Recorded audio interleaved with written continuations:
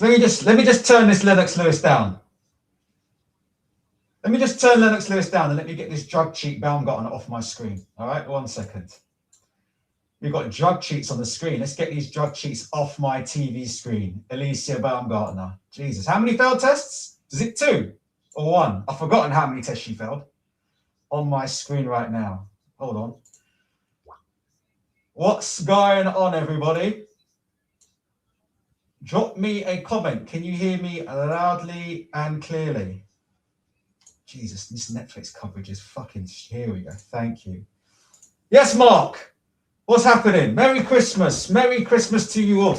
I thought that we'd do things a bit differently. Can you hear me loudly and clearly there, Mark? I thought we'd do things a little bit differently since it's Christmas. Easy like Vinda, what's going? Yes, brother. Let's see what's going. What a going. Here we go. We are here. We are here for the main event. Guys, can you hear me loudly and clearly? Big up Mark H in the chat. Yeah, you can hear me loudly. Okay. Slightly new setup. This is probably going to be a one-time deal. A one-time deal. Like I said before, I've got the Christmas mask on. I've got the Christmas hat on. And it's a special occasion, isn't it? It's a special occasion, all right? It is what it is. It is what it is. Anthony Joshua versus Jake Paul, yeah? Words that I would never, ever thought I would hear myself say. I would never, ever thought I would hear myself, yeah, about to commentate live on a fight of this kind of ilk.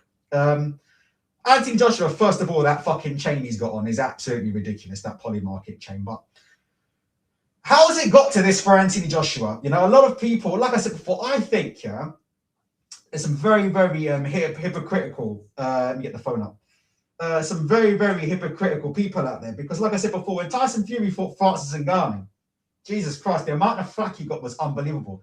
Don't tell me about, oh, Ultra is different because Fury was the champion. I don't give a shit. Anthony Joshua is a unified champion, Olympic gold medalist, yeah? He should not be getting in the ring in a serious fight, 8-minute 3 rounds with 10-ounce gloves against Jake Paul. That should not be happening. So I don't know how people can give AJ a pass for it, but they don't want to...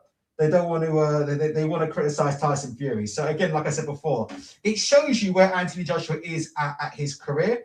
I guess it's a very, very hard fight to call because we don't know, yeah? And the problem with this fight is, and no one seems to know, is it a legit fight or is it a fixed fight?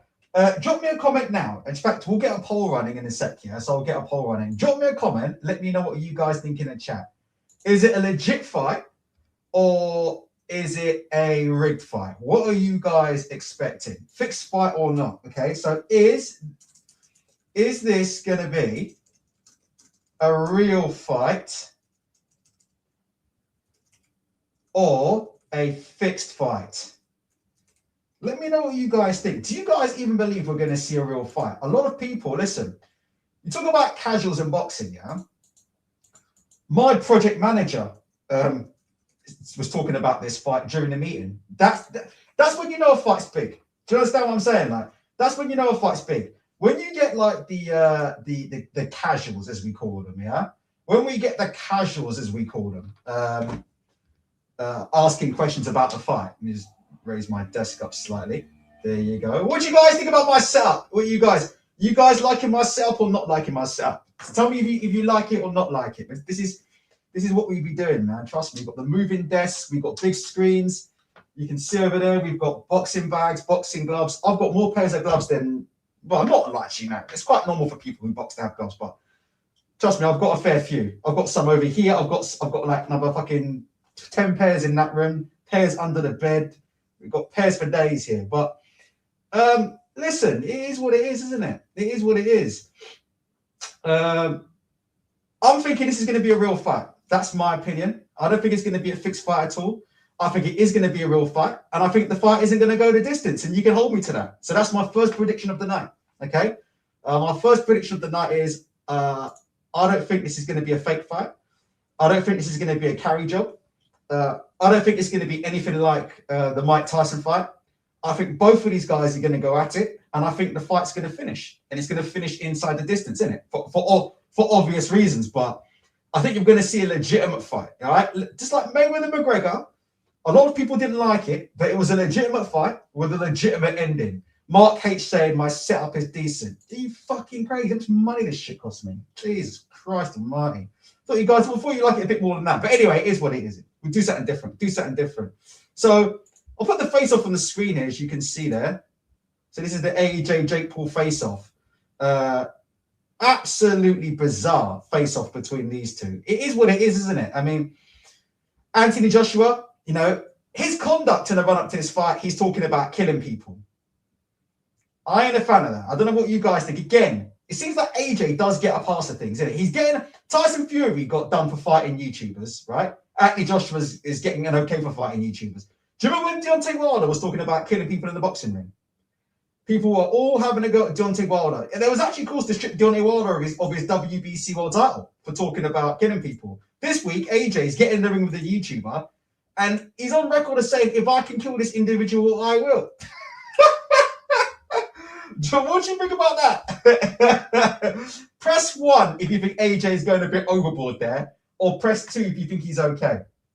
AJ, get in the ring with YouTubers, and now he's talking about killing people. I mean, the guy's bizarre, and he's talking about, look, if I can kill you, I will. Bro, Jesus Christ, he's in the ring with a guy who used to be on the fucking Disney Channel, man. Just give the guy a pass, AJ. But AJ in full gangster mode, yeah? In the run-up to this fight. AJ in full gangster mode in the run-up to this fight. The guy is what he is at this stage, isn't he? He is what it is. Mark H says, it's easy for AJ to talk about killing people when he's fighting Jake Paul. Wouldn't say boo to a goose if it was Usyk or Fury, just a boo. I'll be honest with you. I don't want to be down on AJ too much, yeah? But I'll be honest with you. I do agree with you. That is a bit bullying because, like I said before, when AJ jumped in the ring with all these other dudes, all that talk disappeared. All that hot talk from AJ disappeared. Now, all of a sudden, AJ's chatting about how he's willing to kill people and all this shit. The dude's just unreal. But you know what? I will say one thing, yeah? I will say one thing, and I'll see if we can get it up on the other screen. I will say one thing that I think Jake Paul was absolutely bang on about Anthony Joshua, right? I'll try and get it up on the screen. I wonder if we can get the face-off on the screen. Not the face-off. What was it? The sit-down they had. You know what? When Jake Paul and Anthony Joshua sat down, what do you guys think? I think Jake Paul, in terms of this, had him absolutely bang on when he said, listen, all the pressure is on Anthony Joshua. I've said it before, right? I think this fight could end inside 2 rounds, right? With an Anthony Joshua stoppage, right? I'm not expecting a brutal knockout, but I expect the referee's going to jump in and stop it pretty quickly. That's my opinion of how this fight should go, right? Having said that, let me tell you something, right?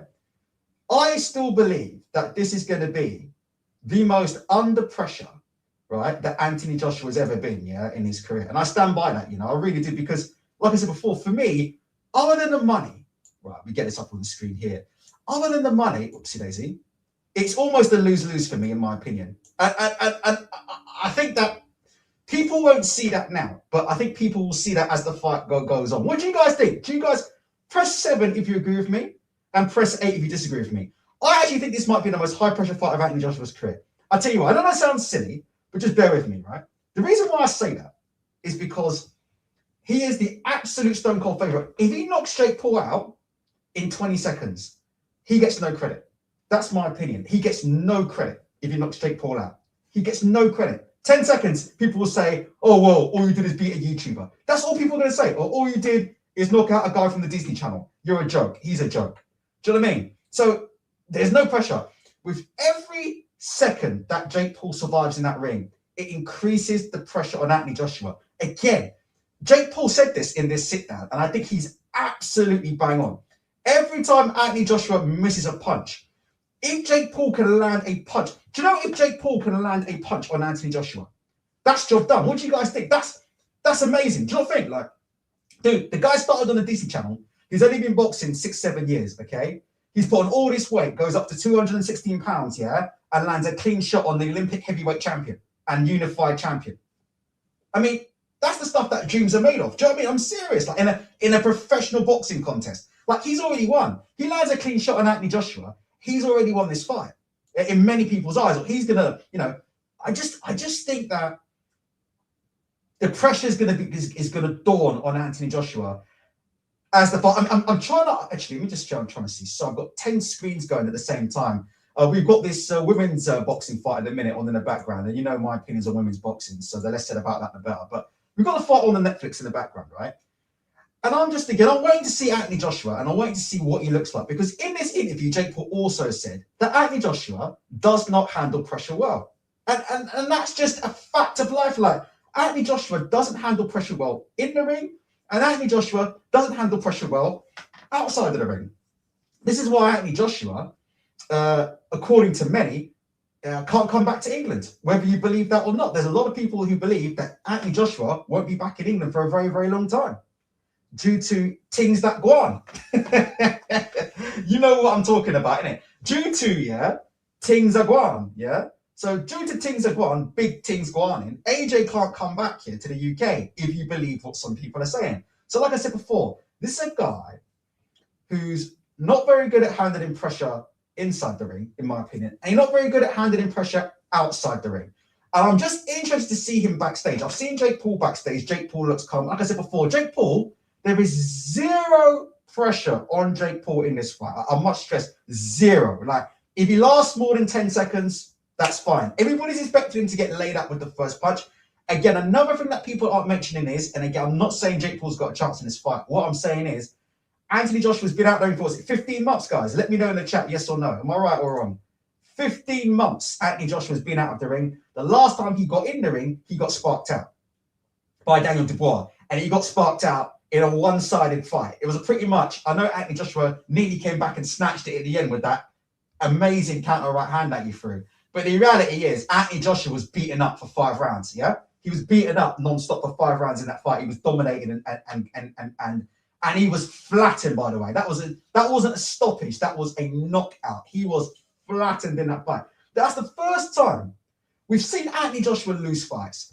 We've seen Anthony Joshua get stopped in fights. We've seen Anthony Joshua get schooled in fights. We've never seen Anthony Joshua, someone just come in there and absolutely bully Anthony Joshua. Would you agree with that? Press 1 if you agree, press 2 if you disagree. We've never seen somebody come in and just bully, flat out bully Anthony Joshua, go about their business, get him on a back foot, and basically give him a systematic beatdown for the most of the part of the fight. And that's what Daniel Dubois did in that fight. He gave him a systematic beatdown. And we've never seen that before. So again, like I said before, I'm not saying, that Jake Paul can win this fight.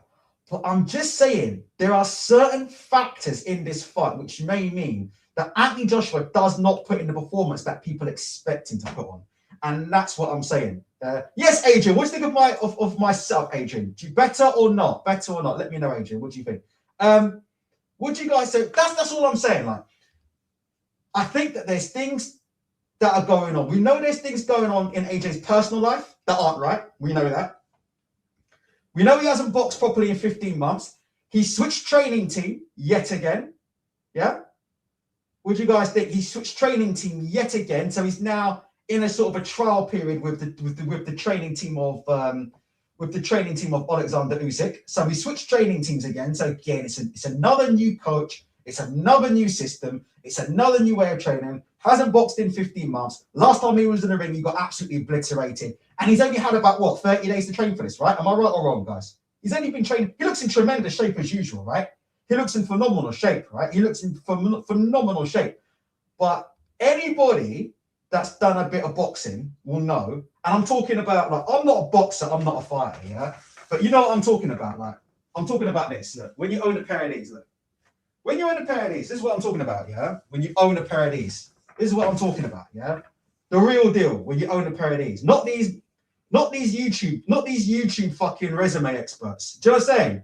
You know what I'm talking about? These YouTubers who've never been in the ring before. When you actually own a pair of these, these gloves, these are fucking 14 gloves. When you own a pair of 14s, or when you actually own a pair of 16s, right? These have actually hit somebody. Right? Do you know what I'm saying? Like, these have actually been laid on someone's forehead, for real, When you know boxing, there's a big difference between being in shape and being in boxing shape. Press 1 if you agree with me, press 2 if you disagree. There's a massive difference, isn't there, between being in shape. You can have all the muscle in the world, but there's a big difference between being in shape and being in boxing shape. We've all seen it before, right, with these big, heavy guys, These bodybuilder type guys coming into the boxing gym thinking they can box. We've all seen it, haven't we? Million times before, innit? We've seen these big guys, they're all muscled up, they're coming in, they've got all the muscle in the world, yeah? Right? We see these guys, they come in, they've got all the muscle in the world, they're big, they're hench, they're all these guys. And after 2-minute round, they're blowing out their ass. True or false? We've all seen it before in the gym, yeah? We've all seen it a million times. And there's a reason for that, all right? There's a reason for that. So nobody knows, right, what kind of shape Anthony Joshua's in. So, like I said before, it's interesting. We're going to find out, like I said, is he actually going to be the Anthony Joshua that people expect in the boxing ring? We'll have to wait and see. Guys, give me your predictions. How do you think this fight is going to go? Let's have a look at the poll. I think most of you think this is going to be a fixed fight. I'm pretty confident this is going to be a legitimate fight, 100% legitimate fight. I think Jake Paul is delusional about himself, but I do think there are some interesting things, though. I think Jake Paul's taking the fight because he's absolutely deluded and he genuinely thinks, right, that he can actually like live with Anthony Joshua, and he's wrong, right? But I will say this, yeah, right?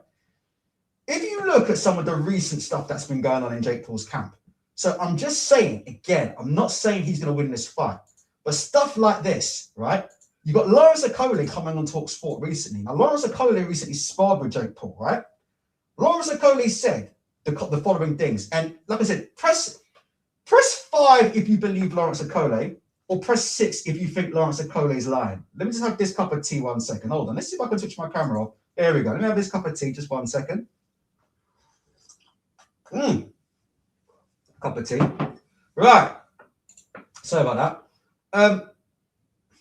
Let me say this, right? Lawrence Okolie sparred with Jake Paul, right? Like a week ago or something. This was like yesterday. Okolie did this interview on Talk Sport. Okolie specifically said that when they did the spar, he went in. He asked Jake Paul's coach, "How hard do I go? What type of shot should I throw? Should I lay off him? Should I not lay off him?" Right? According to Okolie, Jake Paul's coach said, "No, there's no laying off. Just go in there and do what you do." And Okolie went in there and did what he did. And he said, right, that Jake Paul was more elusive than what he thought. So what I'm saying is this. I don't think this is a fixed fight. I think Jake Paul's been sparring heavy guys for a long time, yeah? I think he's been sparring big, heavy guys for a long time. And I think due to some of the success he's had in sparring, obviously none of these guys are Anthony Joshua. I'm just saying, this is where the delusion's coming from, yeah? I think he's had a lot of good spars with a lot of 200-pound plus guys, yeah? And I think those spars may have given him false confidence to actually make him think that he can get in there and do something against an Anthony Joshua. So again, I don't think it's a fixed fight. I think Jake Paul is a bit deluded, isn't he? And like I said before, he's had a couple of good spars, I think, against big guys, and I think it's made him think he can actually compete, and he can't compete. But like I said before, it is what it is. Albie Reynolds says, if 53% of people think this fight is scripted, then why are they watching? Because they know in their heart it's not scripted, I think. But we'll see. We'll wait and see. We'll know straight away by the first bell if it's scripted. I don't believe it is. If anybody's got any predictions for the fight, I think somebody said they're expecting AJ. What round? If you're in the chat now, what round are you expecting Anthony Joshua to get this fight done? What thinking? What's an acceptable performance for you for Anthony Joshua? What would you think is an acceptable performance for Anthony Joshua? What would it be? What do you think would be? Do you think a second round knockout? If it goes 3 rounds, if Jake Paul goes 3 rounds, do you think that's a disgrace to Anthony Joshua? What do you guys think? Would you think less of an Anthony Joshua? What are you thinking? Let's take a quick break while I have a quick sip of this tea. 1 second. I'm coming for them belts, boy. You're going to see the raft of the new champ. Different energy, different spirit. Coming to win. I tried to learn boxing, stick and move.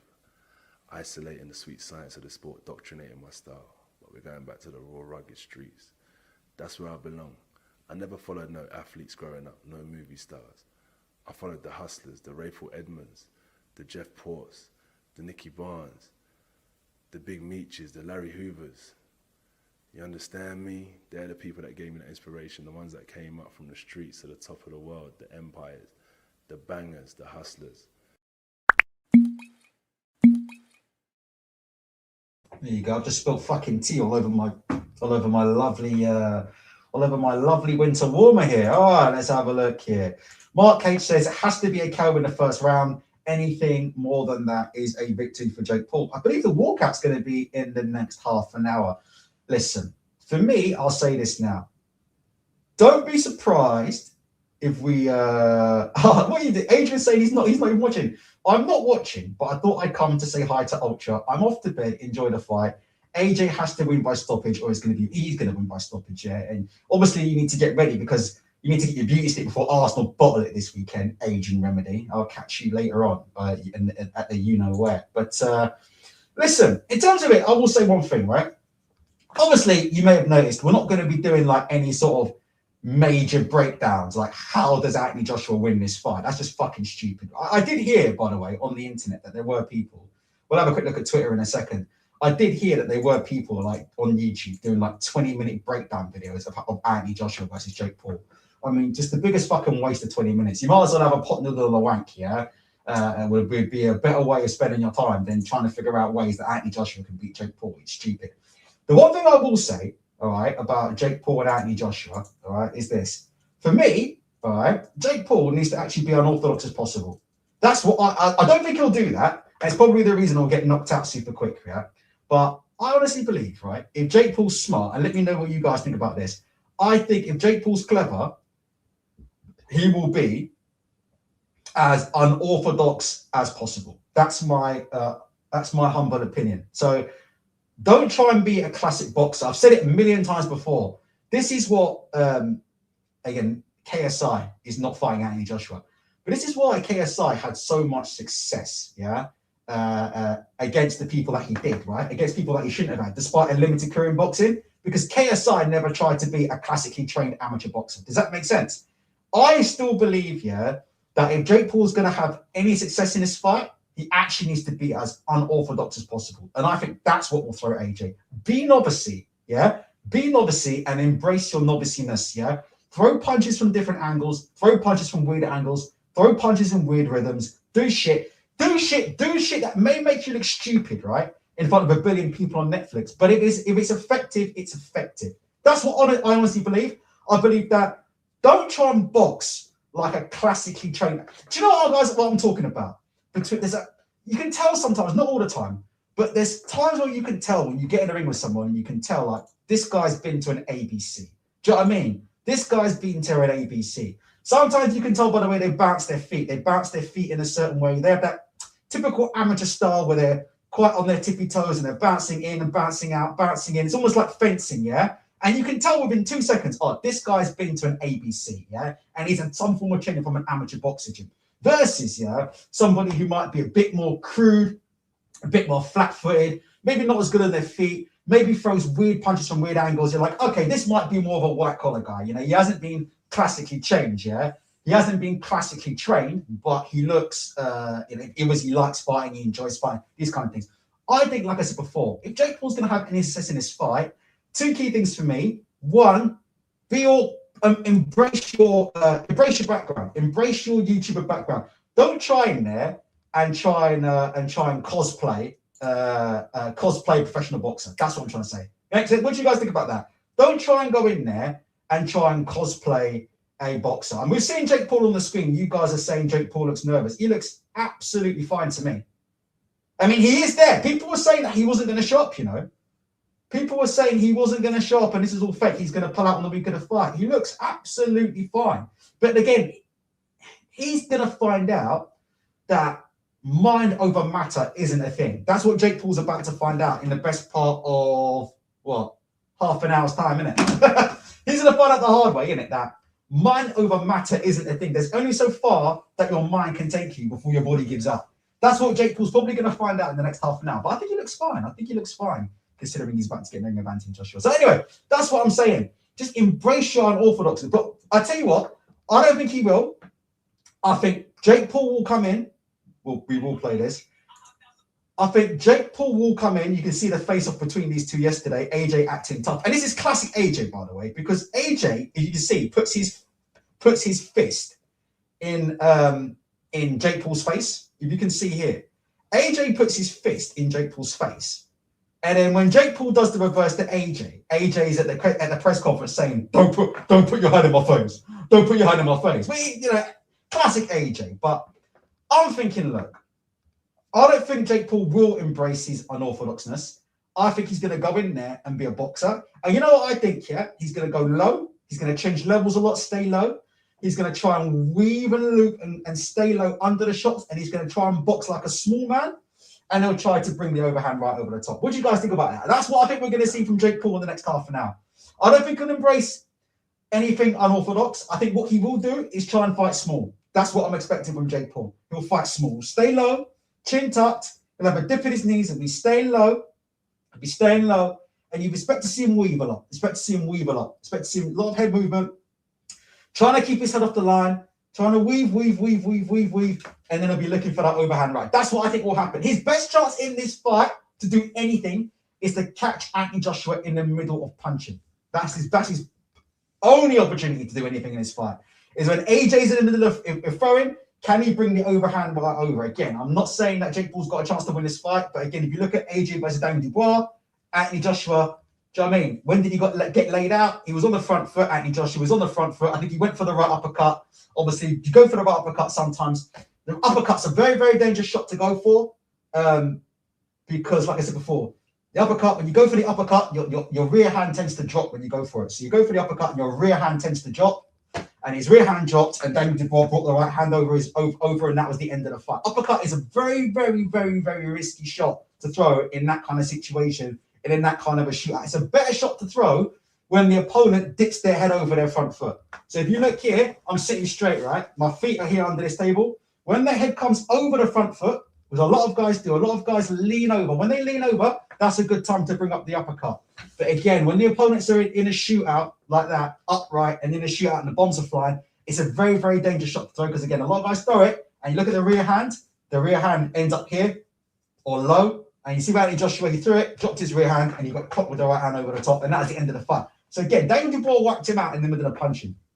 That's the key to the fight if you're Jake Paul. Hit and run. Run. Lots of head movement. Stay low, stay compact, and stay small. And look to hit him in the middle of exchanges. Don't try and lead off. In my opinion, I wouldn't try leading off too much. What do you guys think about that? If I was Jake Paul, I certainly wouldn't think about throwing a right hand anytime soon in that fight.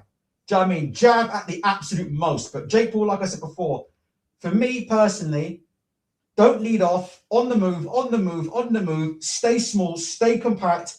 Try and employ a lot of head movement. The one advantage he will have in this fight is foot speed. He will have a big foot speed. Oh, and the ring's massive as well. It's a 24-foot ring. So that's a large ring. I can't remember the biggest ring I've been in before. I haven't had a fight, but I've been in a full-size ring before down at a gym. So I've actually boxed in a full-size ring. People underestimate how big these full-size rings are. They're fucking huge, man. They're fucking huge. But the ring tonight is a 24-foot ring. So it's a bigger than usual ring. So there'll be plenty of room for Jake Paul to move around in. Right, let's get some more stuff up. I mean, look, it's a bit silly, but for the sake of it, let's just get some predictions up. I appreciate you guys being here. There's not many of you here. Actually, that's not too bad, to be honest. I mean, it is like, what is it? It's 3 or 5 in the morning. We're a UK-based channel. Maybe things will pick up here a little bit later on after the fight. They always tend to. But Jake Paul versus Anthony Joshua, this is so stupid, but we'll quickly have a look at some predictions. I've told you how I think Jake Paul's going to box. I think Jake Paul's going to be on the move. I think he's going to employ a lot of head movement. I think he's going to stay small. And I think he's going to try and weave under Anthony Joshua's shots. And then I think he's going to try and throw something overhand. Because I think the kind of fight that he's seen is the Andy Ruiz type of fight. Like, look, the guy's delusional. We all know that, yeah? But I think that's the kind of fight that he's thinking of in his head. Do you know what I mean? He's kind of said things like, I think AJ struggles against the short opponents and these kind of things. I think he thinks he can fight some kind of Andy Ruiz type fight. You're going to stay small, stay compact, and try and catch AJ in the middle of punching. Let's just see if we can get some... we can't get any predictions. I'm just trying to get something up on the fucking screen. In the meantime, I will try and get some comments up. So Albie saying, early in the week, I expected KO body shot in round 4. Now I've changed my mind. AJ, round 1 KO with a counter right hand. There's just no way this fight is rigged, in my opinion. I mean, we already know that Tyson Fury and Anthony Joshua will be lined up to fight next year. They're going to have one tune-up fight each after this, and then allegedly they're going to be fighting. So, look, there's just no way. Just with a Tyson Fury fight on the line, there is no way Anthony Joshua is going to make himself look. In my opinion, it just doesn't make any sense. Yeah, with the biggest fight of his life on the line in Tyson Fury, which is still the biggest fight in boxing, in my opinion. Right? For me, it's still the biggest fight in boxing. There's no way Anthony Joshua's going to want to look shit in this fight. There's no way he's going to want to carry Jake Paul or look shit in this fight. How does that make any sense? It makes no sense, yeah, when he's looking to get, hundreds of millions of dollars to fight Tyson Fury next year. It just makes no sense to look terrible, innit, against a YouTuber, against the guy from the Disney Channel. What do you guys think, innit? It makes no sense to do that. What makes sense to do that is to get rid of this guy in the same way you got rid of Francis Ngannou, yeah? And Jake Paul can come again. Like, no one's going to not watch Jake Paul fight anymore because he got beat by Anthony Joshua. Jake Paul will still be a superstar. He'll still sell out. Do you know what I mean? He'll still sell out arenas or sell pay-per-views or do whatever. No one's going to stop watching Jake Paul just because he got sparked out by a former world champion. Like, no one gives a shit. So it is what it is. Right. Let's have a look here. This women's fight, I forgot, it's 3-minute rounds, isn't it? Gosh. Do you know what? I'm all for 3-minute rounds in women's boxing, but not before Anthony Joshua versus Jake Paul. I could do with 1-minute rounds right now so we can just get this fight over and done with. I'll tell you what we will quickly talk about as well. We will quickly talk about the upcoming Tyson Fury versus Anthony Joshua fight, which has been scheduled for next year. The thing with this kind of fight is Tyson Fury is the kind of guy who changes his mind at such a whim. So it's really hard to know if Tyson Fury is really going to do this fight or not do this fight, because he says one thing all the time and then he sort of changes his mind. So it's going to be hard to know, but that's what's kind of next, isn't it? It seems like Turki and Ashik has spoken to the both of them, and they are going to have one tune-up fight after this and fight next. There were rumors that Tyson Fury's next opponent was going to be Makhmudov. That's what was said. Whether it's true or not, we don't know. I'm trying to get up on the fucking screen. Oh, I can't. Sorry. I'm trying to get up on the fucking screen. But there's rumors that Tyson Fury's next opponent could be Makhmudov. And that's what it could end up being for him. Anthony Joshua, we don't know. There we go. Let's see if we can get this up on the screens. Sky Sports don't have the rights to this video. This is Tyson Fury on Instagram slagging off Anthony Joshua as per fucking usual. It is what it is. So there's Tyson Fury in the car, slagging off Anthony Joshua, calling him out. We will see if this fight happens. I mean, like I said before, I just think with this fight on the line, there's just no fucking way that Anthony Joshua is going to want to be fucking around and looking like shit in a fight versus a YouTuber. It is what it is. If Alicia Baumgartner can finish this fight, right, and end this fight quickly so I can see this main event, then I am willing, to forgive Alicia Baumgartner for the 2 drug tests. Is it two test fails that she finished, yeah? I'm willing to forgive Alicia Baumgartner for them 2 tests that she failed. Them 2 tests that she failed, yeah? If she can get rid of this poor woman, yeah, in super quick time. Because I don't want to see this shit any longer. I'm ready to go. Golden Mike, my main man, is saying he thinks the fight's going to be over in round 2. You know, it's so hard to know. It really is. It's so hard to know how this fight's going to go. It is really, really hard to know how this fight's going to go. So, like, in terms of, like, we don't know, like I said before, how Jake Paul will fight, what he will do, blah, blah, blah, blah, blah. Will AJ, it is what it is. If I had to guess, I actually would agree with you, Golden Mike. I think in a normal civilized world, this fight would go to round 2 and AJ would find a way to knock him out. But I will say one thing. I just get the feel. I just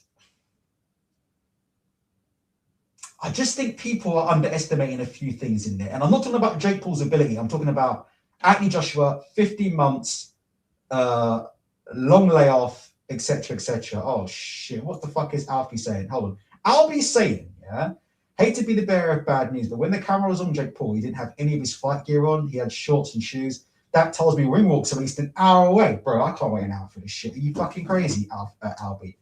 I can't wait an hour for this shit with only 30 people in the chat. Are you fucking mad? Hold on. I can't wait 30. I can't do that kind of thing. Let me just see what's going on in the cricket quickly and see what's going on. 48 for 2. Come on, Aussie. Right. Yeah. Oh, it's a nightmare. Let's see. Let's check online and see what time the ring walks are. We'll actually check. Hold on. Can't be another hour. It is what it is.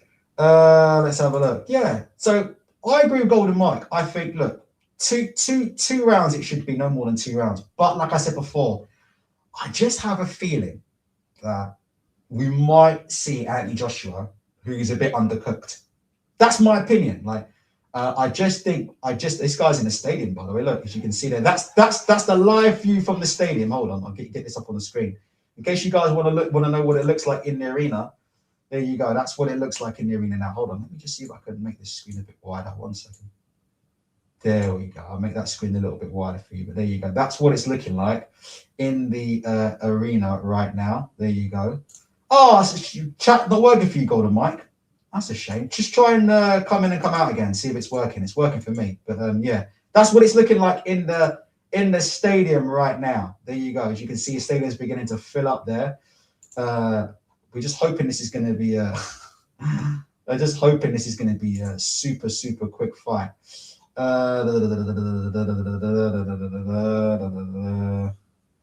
Jake will move an unusual amount. I agree with that. Hold on, I'm just trying to see what's going on. If there's any information about what time that these ring walks are going to be. This is what I followed. Look, there you go, 3:30 a.m. This is what I was hoping for. It's got to be, man. Albie, I hope you're wrong, brother. I really hope you're wrong about that. I'm really hoping Jake Paul, because Jake Paul's only supposed to last 20 seconds, isn't he? So let's hope he can get this shit done and dusted ASAP. Yeah, I don't know if there's that much else to talk about, really, other than AJ and Fury. We've seen that. AJ and Jake Paul. Let's see. Is anybody? Yeah, I agree. Yeah, I'll be honest with you, guys. I'll be honest with you. I'm not that excited about this fight. I'll be honest with you. You know, like, I'm not really excited about this fight at all. Like, to be honest with you, I don't have I'm trying to find it out and see if anybody's actually seen Anthony Joshua yet. Does that make sense? Like, I'm trying to see, has anybody seen all the Netflix coverage? I've had the Netflix coverage on for half an hour. I haven't seen him yet. I'm just trying to see what he is.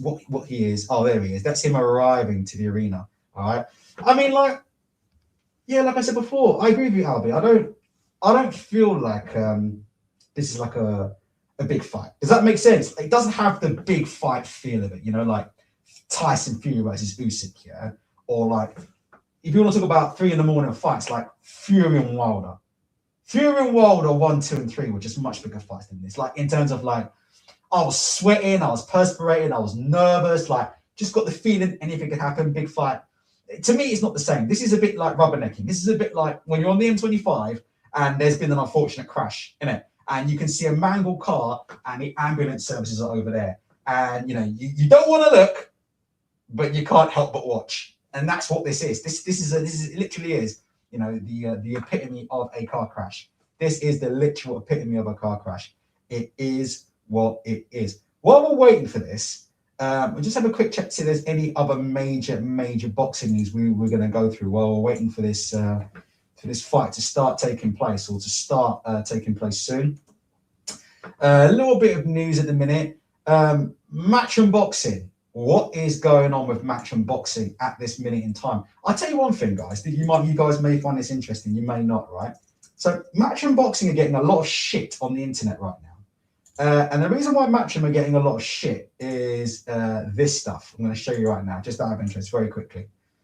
Don't know what you think about this, but Matchroom are now trying to shift all this stuff, right? This is Matchroom's Christmas score. This is Matchroom's new gear. So they're trying to shift fight gear, right? They've now got into the apparel business, Matchroom, right?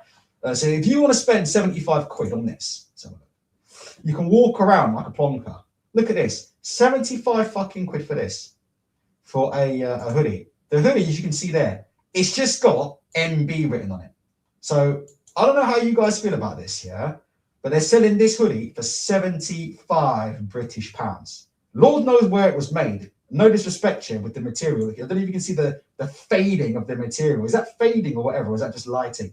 It looks like the material's all fading around the cuffs and fading around the bottom. Looks like it was made in a sweatshop somewhere in Cambodia, yeah? At the cost of, £1. But then again, like I said before, for 75 British pounds, you can get hold of this Matchroom boxing hoodie. They are getting absolutely reamed on social media for trying to shift this stuff. It is what it is. Like I said before, if you're looking for Christmas presents, I know a few of you are asking me what I'm doing for Christmas, what presents I'm getting, etc., etc. Look, like I said before, if you're interested, listen, Matchroom at the minute. Look, 75 quid for a Matchroom boxing hoodie. What else have they got? What are they selling? T-shirts, £55 for this. Fucking hell, look at that. 55 fucking smackers. Ordinary people, extraordinary talent. I don't know if you guys can see that. That's what's written here, or that's what's inscribed here. £55 for a T-shirt with Matchroom boxing on it. Listen, it's not for me. Like I said, I'll leave it at that. It is not for me. It is absolutely not for me. Look at this cap. Look, a cap is 40 fucking. What is Eddie Hearn doing with this? What are Eddie and Baz doing with all this money?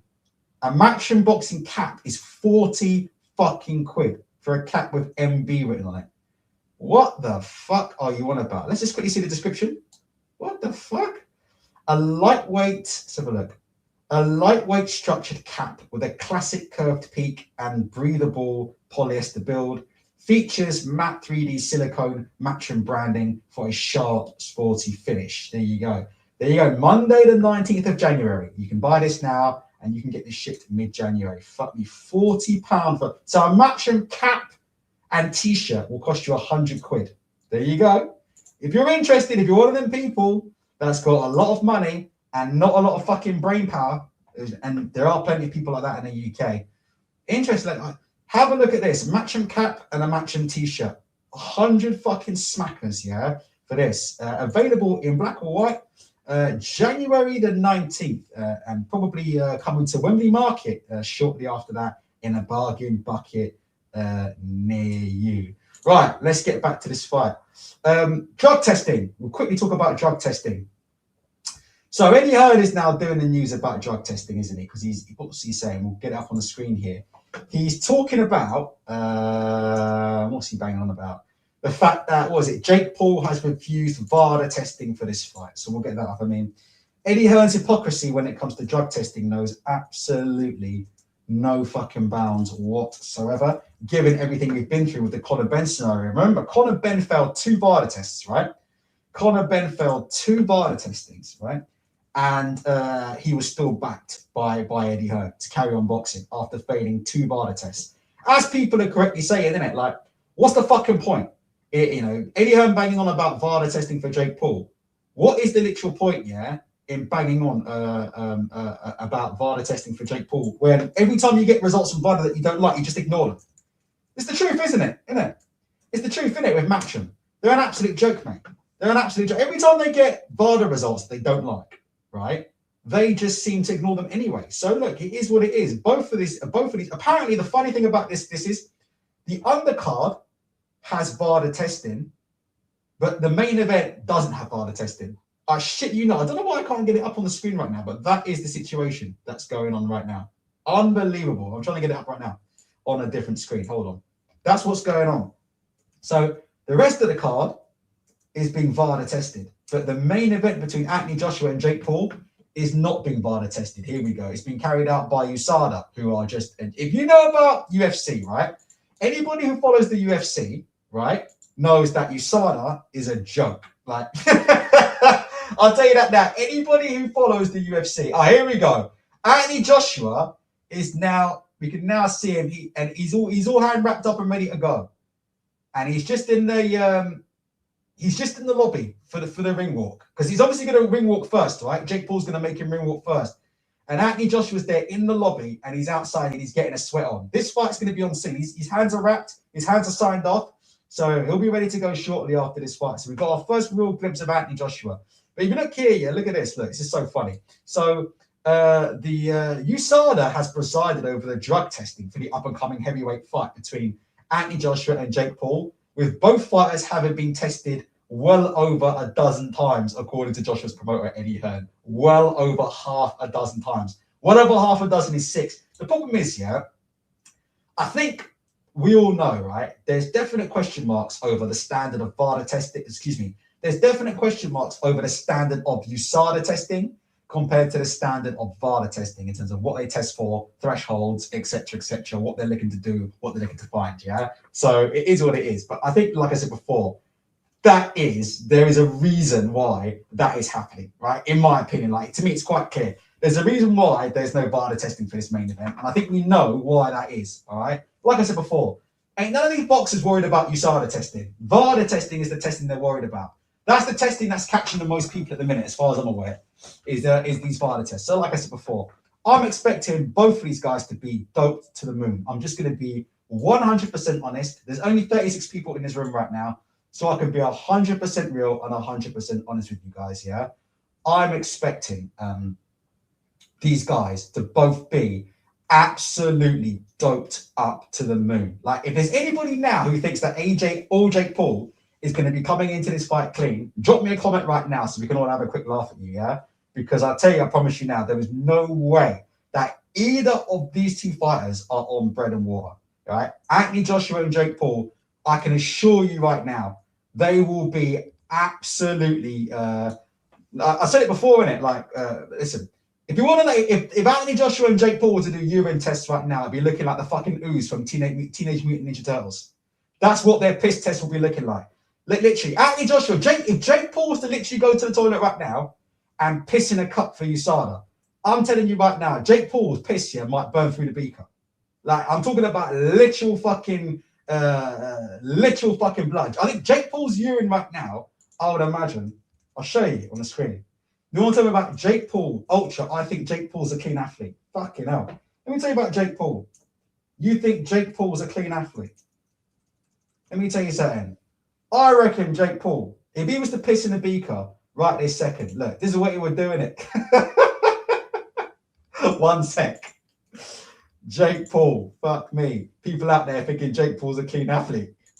I reckon if Jake Paul was to piss, yeah, I reckon if Jake Paul was to piss right now in a beaker, he's pissing it. That's what it would do to the beaker. I swear to God, mate. It would burn straight through it, mate. It would burn straight through it. There you go.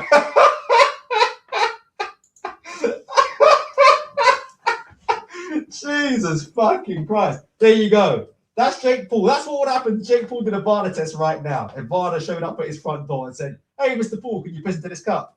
That would be the state of the cup, mate. Neither of these guys are clean, man. Please, neither of these guys are clean, in my opinion. This is elite sport, all right? When there are millions of dollars on the line, people are going to do what they need to do, all right? People are going to do what they need to do, all right? Literally, in my opinion, none of these top guys are clean. Not one of them are clean. Not one of them. Not just AJ, but not one of these top guys are clean. They're all on something. And like I said before, you can choose to see it or not see it, but there you go, innit? Like, the fact that they're not being VADA tested for this main event kind of says it all, innit? It is what it is, innit? It is what it is. So there you go. So there you go. It is what it is. Right. Paul Shields says, I'm not even sure why I'm staying up for this, but fuck it. I'm expecting to be disappointed with a boring fight anyways. Listen, right? You've got 2 things. I don't know if you can play this, but let's just see if we can. Hold on. So this is Jake Paul right now. I don't think this is from the broadcast.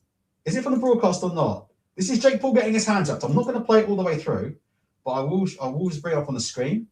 So Albie, there you go. No way back for Jake Paul. Listen, people said he wouldn't even show up for this fight. They said, "Oh, he's just capping. He's gonna do whatever." Listen, he's gonna get his hands wrapped. He looks absolutely fine, by the way. There you go, Albie. Albie thinks Jake Paul looks nervous. I don't know. He looks absolutely fine to me, mate. Doesn't look like he has got stress in the world. It's going to be interesting to see what happens. It's going to be interesting to see what happens. Like I said before, Paul Shields, you've got a choice right now, right? There's no football on. It's nearly 4 a.m. You've got a choice between this or the Ashes, all right? Let's see what the Ashes score is. 60 for 2. England actually aren't even in that bad shape at the minute. They're not even in that bad shape.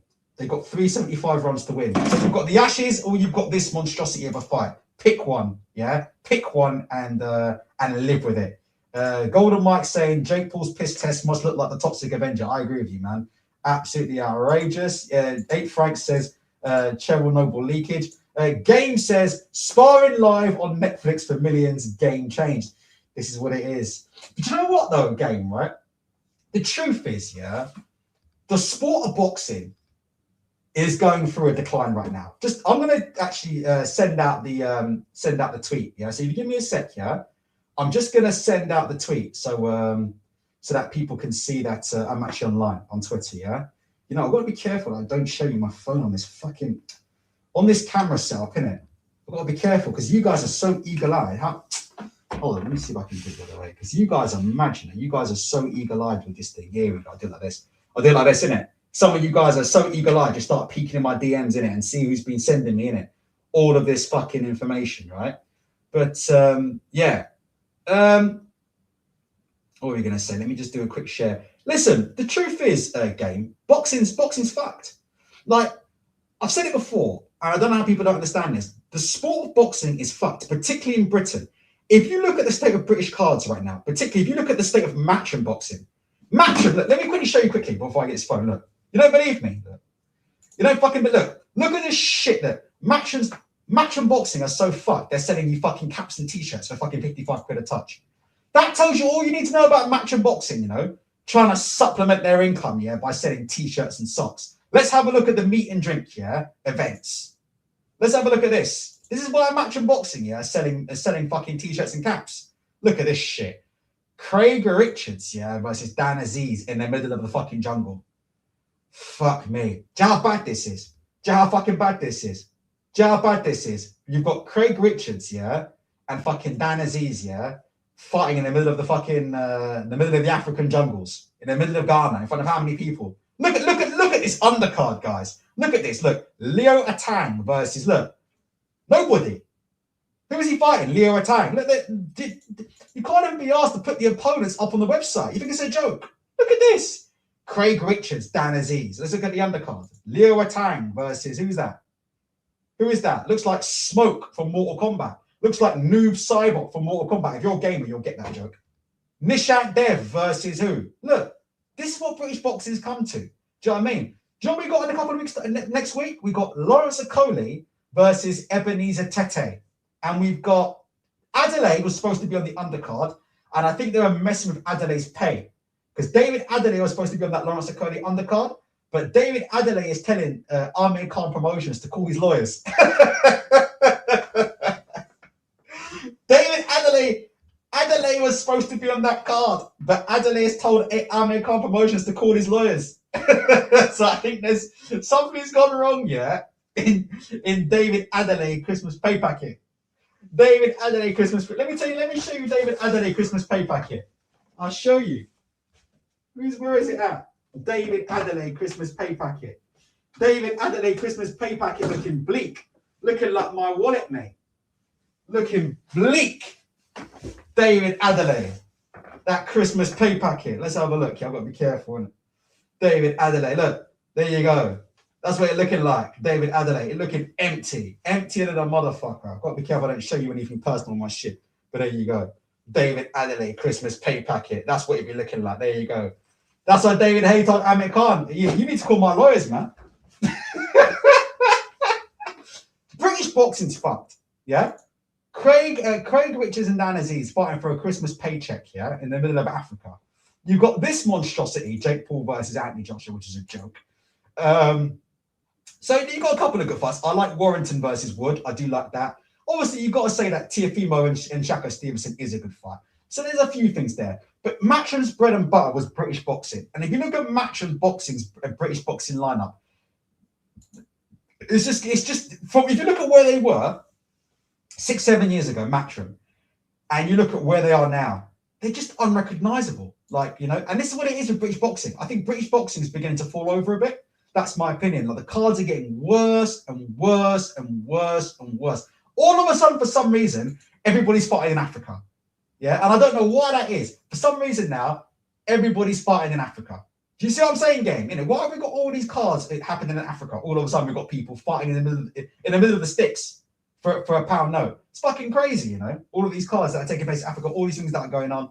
I think the money's beginning to dry up. I think that, and I could be wrong. I think the amount of money that Turkey and Usyk and these guys are going to continue to put into boxing, I think they're going to start waving the white flag, you know. I really do. I think the days of all these British fighters like Adelaide and Wardley for the British title getting paid six figures in Saudi Arabia, Gavin Gwynn and Mark Chamberlain getting paid big money. Do you remember the fucking electrician from Matchroom, Josh Padley? You guys remember Josh Padley, the electrician from Matchroom? Josh Padley. Remember? He got six figures, didn't he, to turn up and fight Shaka Stevenson? I mean, he got enough money to buy his own fucking house, right? Or put a deposit down on a house. I mean, he literally, here we go. He literally showed up on a card for Turkey Al-Sheikh at short notice to fight Shaka Stevenson. He fucking quit his job. So he quit his job straight away and he bought a house. That's how much money he was getting, yeah, to step in late against Shaka Stevenson. Literally was getting life-changing money, yeah? I think those days are over for British fighters now. I do think the Saudis are going to start tightening their belts a bit because there's rumors about, you know, the PIF and things like that, you know, the PIF and the money's not being invested well. And so anyway, without getting too boring, that's what I think is going to happen. And I think you're going to see British boxing suffer, yeah, as a result. I think, honestly, I do think British boxing is peaked, like without a doubt, like it's peaked. Anthony Joshua's on the way out. Whether he knocks out Jake Paul or not in 2 rounds, Anthony Joshua is on the way out. Press one if you agree with me, right? How many fights do you think Anthony Joshua's got left? Do you guys even think, I'm surprised no one's mentioned it tonight, do you guys even think that Anthony Joshua has the desire to continue boxing at the highest level? He might do, but I'm just saying, like, when you're fighting Jake Paul, that isn't exactly the greatest indicator, is it? That isn't the greatest indicator that you're serious about, you know, becoming a world heavyweight champion again. Press one if you agree with me on that. Press two if you disagree with me on that. I think I'm being unfair, or do you think I'm being realistic about that? That's my honest opinion with Anthony Joshua. You know, like Tyson Fury's definitely on the way out. You can see, like, Tyson Fury, he's 100% on the way out. He's been involved in many, many tough fights. You know, it is what it is. So I just feel, like I said before, the big superstars of this era, which is Wilder, AJ, and Fury, they're all sort of going out of the way in boxing. If you look at the people that are coming up here, the next sort of line of champions, right? Your Caballeros. Usyk's a great fighter, but he's not a great personality. I know people don't want to hear that, but I'm just saying, like, Usyk is not a great personality. Even with the whole Ukraine war, even the Ukraine war couldn't get Alexander Usyk over as a massive star. That's the reality. Like, even the Ukraine war and everything that was going on just couldn't get Usyk over as a major star. He's not a star. He's a great fighter. He's an all-time great fighter, but he's not a star. He's not an Anthony Joshua. He's not a Tyson Fury. He ain't that kind of fighter. So again, I think if you look at the next rulers of the heavyweight division, are they big ticket shifters? Are they going to have people, like I said before, for this Jake Paul versus Anthony Joshua fight today, my project manager was fucking mentioning it on the fucking stand-up call. He was talking about it. Again, these fights that are going to happen, the Caballeros, the Usyks, and such, yeah, are they going to be bringing in the casuals? The answer, I don't think is yes, you know.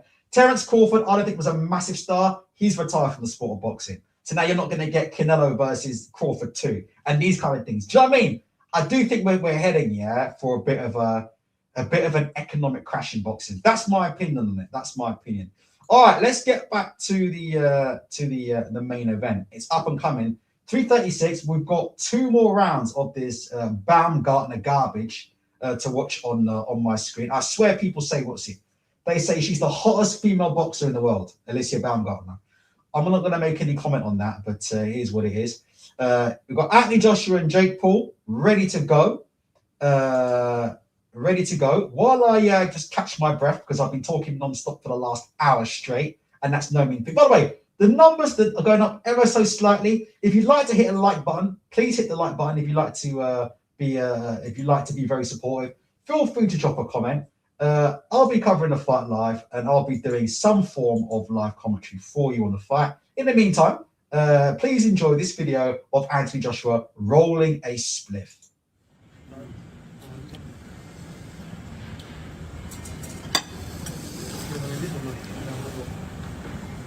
Okay.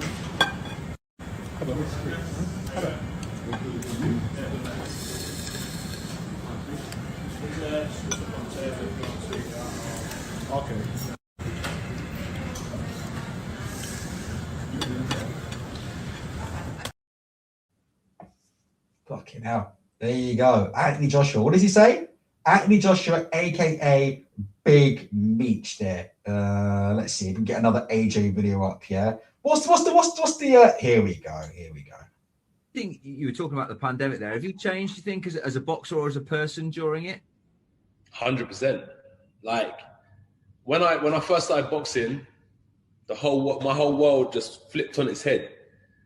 Like I had to really like step my game up and adapt to this new environment. And then, so imagine I'm upside down now and the whole world's moving at 100 miles an hour. So it's a bit of a whirlwind. And then with a pandemic, the whole world flipped on its head, which gave me a chance to now look up again. So I flipped on my head when I first started boxing. Then during the pandemic, where the world's flipped on its head, it's allowed me to resurface again. And I feel like in life, you always need to reset sometimes and go back to what the true meaning of what you're doing is, why you're doing it, reset with who you are, what your values are. And the pandemic's helped me do all that. There you go. Listen, I tell you this now. I really hope for Anthony Joshua's sake, yeah. Excuse me. There you go. Actually, it doesn't sound like it's too bad. We'll go to the poll in a minute. It doesn't sound like my mic is too bad. Actually. Listen, I tell you this now. I hope for Anthony Joshua's sake, yeah, that he puts Jake Paul upside down. I'm telling you now, Anthony Joshua, yeah, in the best part of 10 minutes, he's going to be walking to the ring. He better put Jake Paul upside down. You see AJ there talking about life upside down, innit? You see him doing all the shapes there. AJ cutting shapes, innit? You see AJ cutting shapes upside down, the left and right, and turning around. AJ, let me tell you something, boy. AJ, in 15 minutes time, my brother, you better be putting this Jake Paul guy upside down. Because if not, yeah, the amount of ridicule you're going to get from the boxing world. Let me ask you guys a question. If Jake Paul was to beat Anthony Joshua, which he won't, yeah? But if Jake Paul was to beat Anthony Joshua, yeah? Would that be the greatest upset in the history of boxing? I would say yes. Drop me a comment right now in the chat. It won't happen, obviously. We all know it won't happen, yeah? But if Jake Paul was to beat... I'll tell you one thing, though. We say it won't happen, but I'll tell you one thing, right? What? These people don't understand. In the boxing ring, anything can happen. I'm not just talking about punches landed. It's happened in the past, yeah, where people have dislocated their shoulders. We've seen it before with David Haye, yeah? We've seen it before with David Haye. He tore his Achilles in the ring against Tony Bellew, and that changed the fight. We've seen it before. It doesn't, like I said, I'm not saying Jake Paul can win this fight. What I'm saying is, again, in a boxing ring, anything can happen. One elbow, bad cut on the eye, fight can get stopped. One elbow in the eye can swell up, fight can get stopped. All right? Listen, someone throws a punch, there's a clash, shoulder sockets come out. It happens, man. It happens, you know. It does happen. It does happen. Listen, I had a friend of mine who's a decent amateur boxer, and I think he just had to stop. He had to stop boxing because every time he used to box, his shoulder used to come out. His shoulder came out, and he had to give himself like a couple of months to recover and come back from it. And then he started training again, and his shoulder came out again. And you know what that does as well? And I'm just saying, you know what it does mentally to him? It wasn't the physical pain of it, yeah? But press one if you're with me, press two if you don't understand. Press one if you understand what I'm saying. I remember talking to him about it, and mentally it fucked with him. Because you're boxing, you're trying to box, and you don't know if your shoulder's going to stay in the socket or not. Does that make sense? You just don't know if your shoulder's going to stay in its socket or not. It fucked with him. It fucked with him mentally. It fucked with him.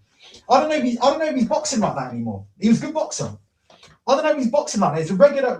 I'm not saying he's like Team GB or anything, but in our area, he was a good fighter. He was fighting regularly, beating people as well, fighting regularly on the amateur scene.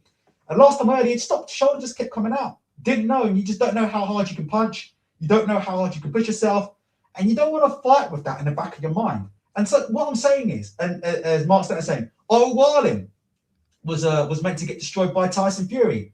Cut Tyson Fury, and Otto Wilder made a whole fucking 10-year career out of cutting Tyson Fury. Didn't you, Mark Stanton? That's the truth. Otto Wallin made a whole career out of cutting Tyson Fury.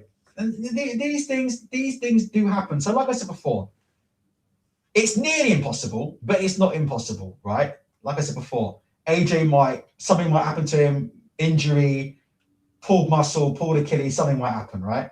But if he loses in any way, shape, or form, I would say it's the greatest upset in the history of boxing. That's what I would say. Like, genuinely, I don't think we're overplaying it by saying that. To me, it would be the biggest fucking upset in the history of boxing. It'd just be absolutely unfucking believable. It is what it is. Right. Oh gosh, it's one more round left of Baumgartner. What do you guys think of this Baumgartner fight? I think this fight with Baumgartner is probably single-handedly destroyed people's want to see three-minute women's fights. So if you're Katie Taylor right now and you want to keep fighting for like 1 minute 30 seconds a round, because that's the only reason why Katie Taylor's a champion. The only reason why Katie Taylor's a champion is because she's fighting everybody for like fucking 1 minute 30 seconds, isn't it? So by the time the round's already started, the fight's already finished. That's how Katie Taylor's winning all these fights. So Katie Taylor don't want 3 minute rounds. She don't want to fight professional boxing rules because obviously she won't be champion no more. Like 3 minute rounds, Serrano probably would have stopped her. She ain't gonna be no champion. Clarissa Shields, top fighters like Clarissa Shields will fight 3 minutes all day. Clarissa Shields will be better over 3 minute rounds because she is a very, very good boxer with a pro boxing style. But Katie Taylor don't like them 3 minute rounds. But I'll tell you what, Katie Taylor will be watching this fight, loving it, because right now, nobody wants to see this fight. Right, I think realistically we're going to get some ring walks at about 4-ish. Hopefully they get this fight over and done with. I'm just trying to see if there's any more media footage of these two behind the scenes. We've seen Jake Paul getting his hand wrapped. We've seen Anthony Joshua in the corridor getting his sweat on. He's going to be obviously coming out first. I think Anthony Joshua will be coming out first. It is what it is for this fight, and it is what it is. It is what it is. There's nothing really more to say. Again, my prediction for this fight, it's so hard to make a prediction because we just don't know what's going to happen. Is AJ going to try and carry him? Is he not going to carry him? He hasn't been in the ring for 15 months. Do you know one thing about Anthony Joshua as well?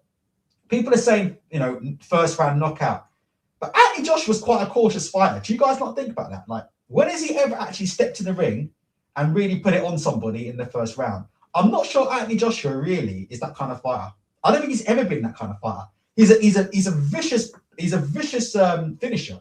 He's an absolutely vicious puncher, but I don't think he's that kind of fighter. He's not the fighter that's gonna try and come out and set a fast pace in the first round and just get to business. I don't think Anthony Joshua is that kind of guy. He's the kind of guy who does take a round or two to actually work himself into the fight, and he slowly breaks these guys down. Let's have a look. Albie said, "Are you sure it's AJ coming up first? Last year it was billed as Paul Tyson, but I'm pretty sure Jake entered first." I could be wrong.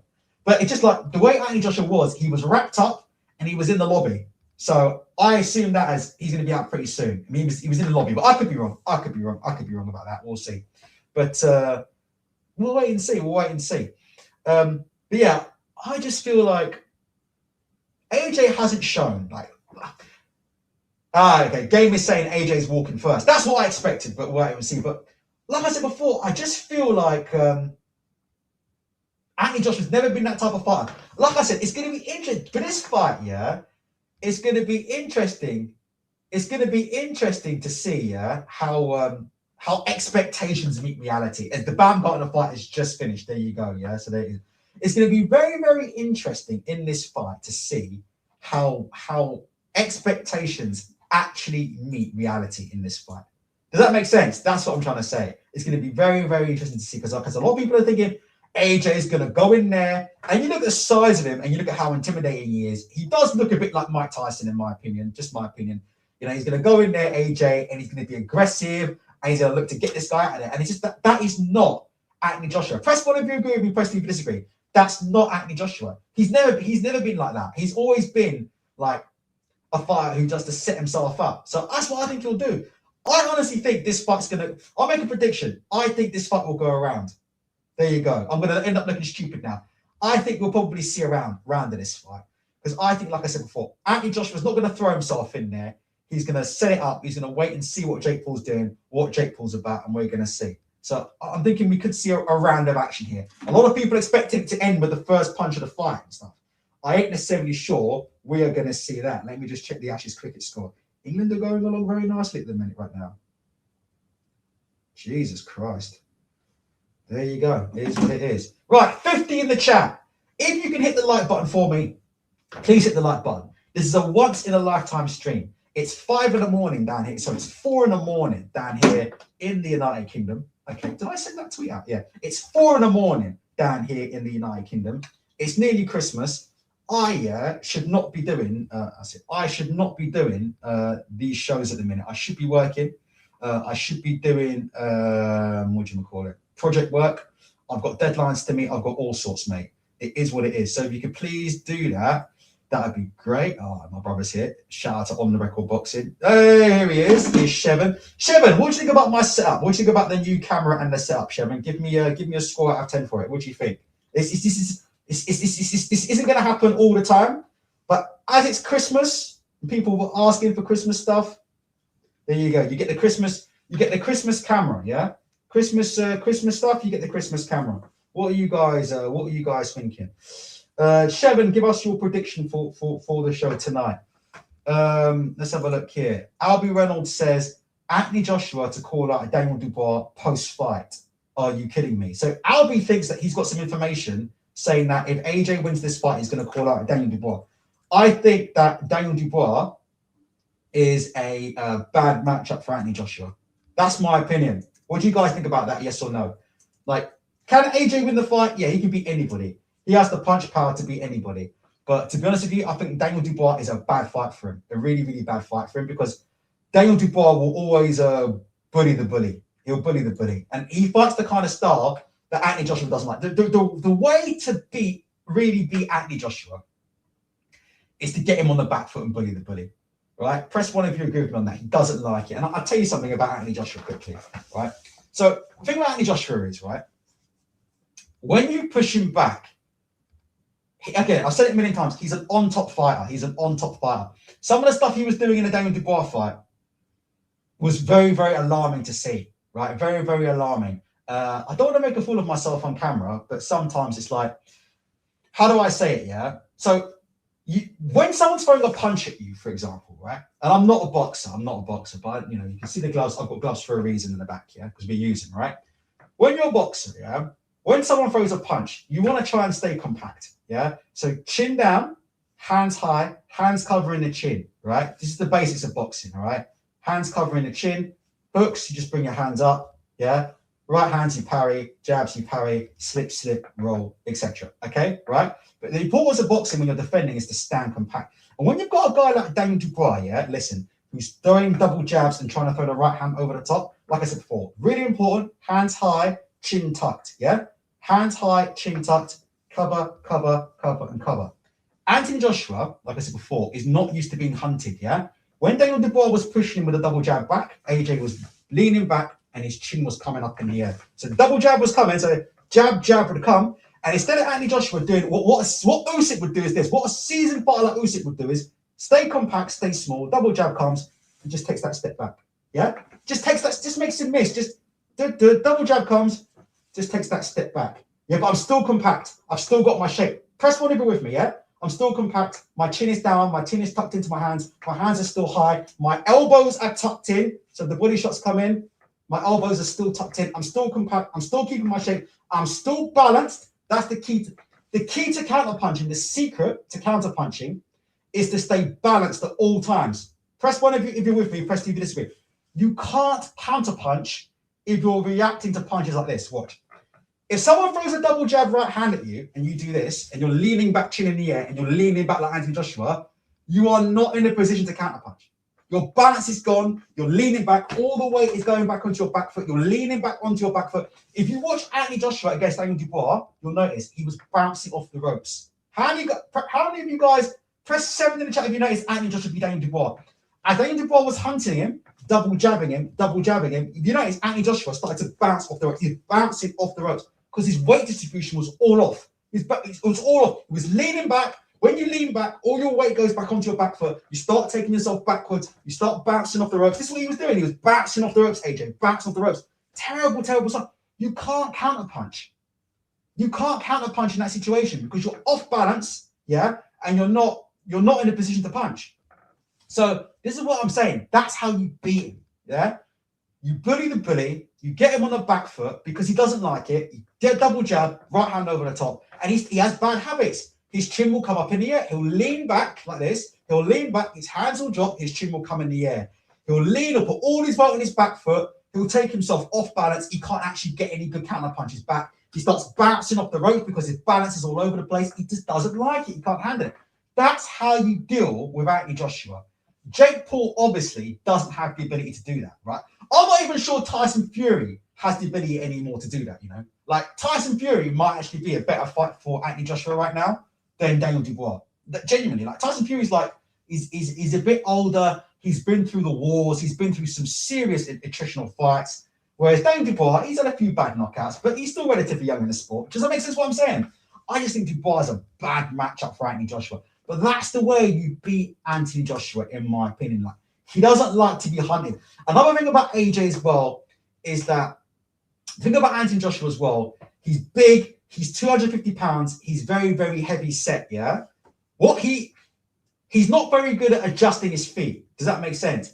He's not very good at adjusting his feet. So another thing that he was doing in the Dubois fight, yeah? Again, I'm going to look like a dickhead, but when someone's throwing shots at you, you want to take small steps. So how it goes is as they step in, you step, yeah? As they step in, you step. That's how you maintain distance. So as they step, they come in. As they step, you step. Touch, they step, you step.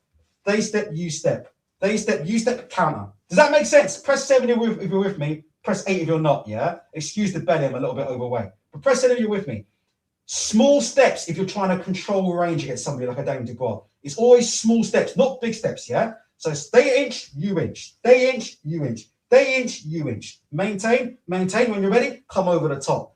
If you watch Anthony Joshua, he does something completely different. He does this. He's coming in, big steps backwards, big steps back. He was taking massive steps backwards. Dubois was coming in, double jab, right hand. Anthony Joshua was taking massive steps. He was leaping out of range. You don't do that. You take away your ability to counterpunch.